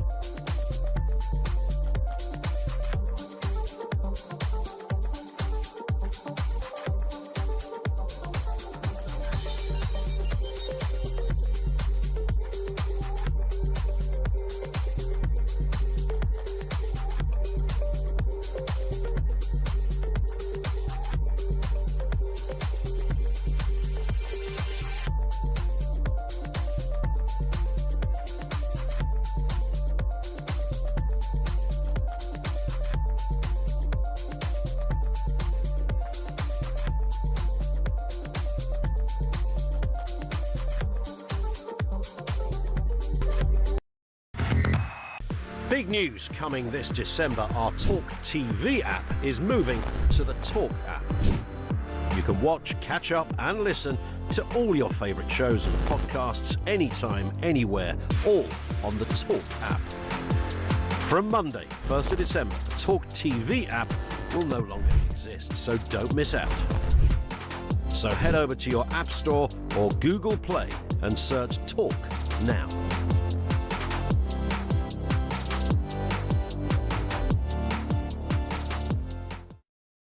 Across the UK, on DAB+, on YouTube, on your mobile, and on your side.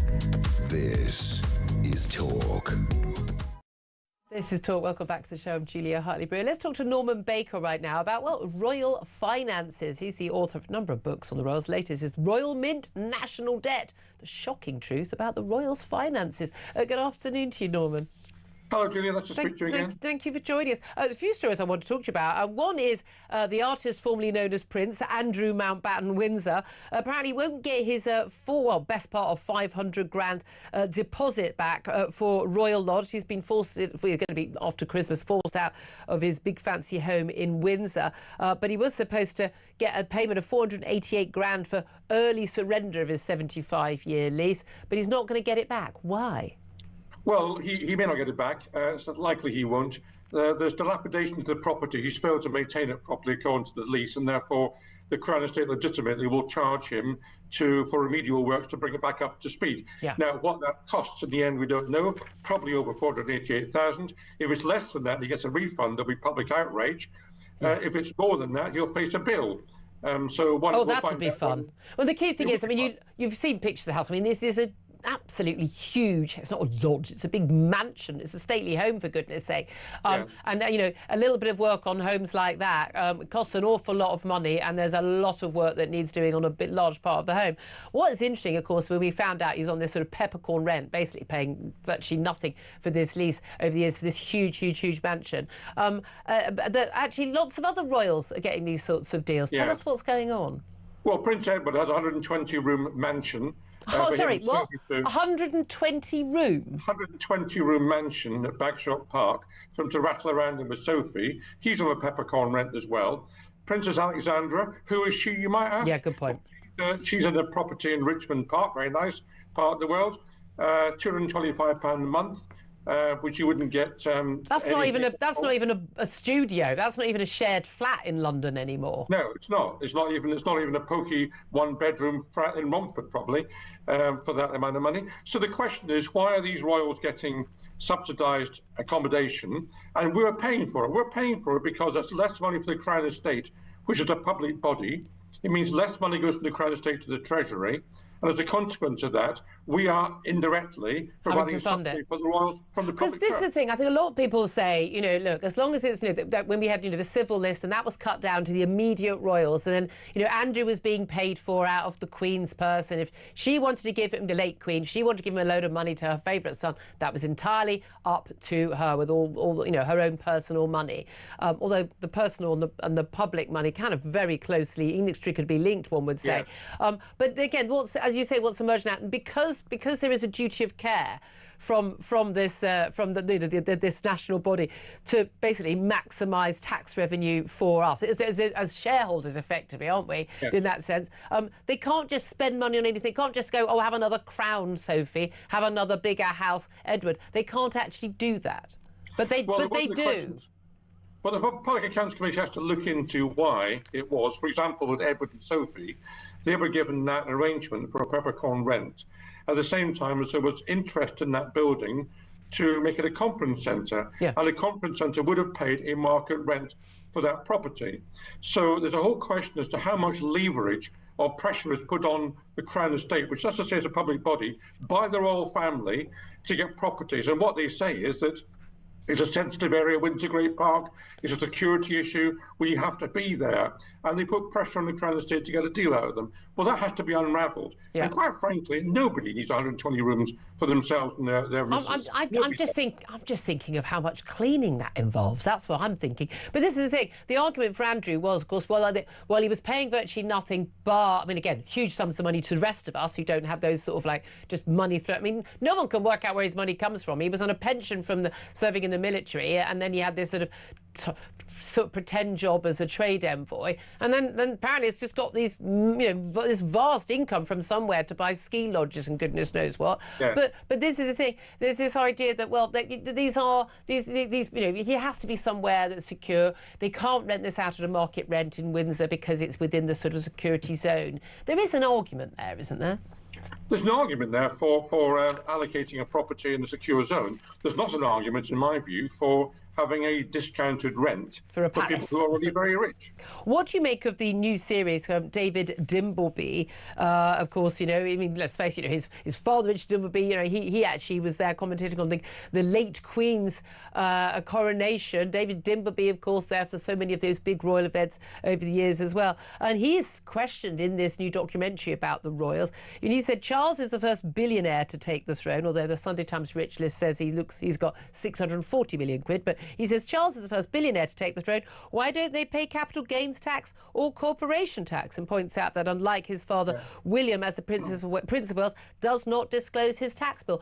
The legalities are, I'm right in thinking, there is no requirement for His Majesty the King or the Prince of Wales to pay tax at all. No, there was no tax paid by the Queen, Elizabeth II, between 1952 and 1993. Yep. And after the public furore over the Windsor fire, when some government minister said, we can pay for this to be amended, and the public said, no, you can't. At that point, the Queen started paying tax voluntarily. But we don't know what rate. We don't know what rate, but I had a debate in 2003, I think it was in the Commons, when I was sure with the minister they were paying at the proper rate. But of course, it's entirely voluntary, and of course, William could have stopped it. We just don't know. I mean, that's a totally unsatisfactory arrangement. I mean, William's just a citizen like anybody else. He's not a monarch. Yeah. Oh, well, we have to pay our taxes. I think everyone should have to pay. It seems very, very clear to me. I think the tide has changed. You can be as much of a monarchist as you want to be, but you can still think that they're not above the law. No, exactly. That's the way it should be. David Dimbleby was one of my constituents, as a matter of fact, so I was very pleased to see him taking this matter up. But, I mean, it's not simply the taxes he referred to, which actually relate to the Duchy of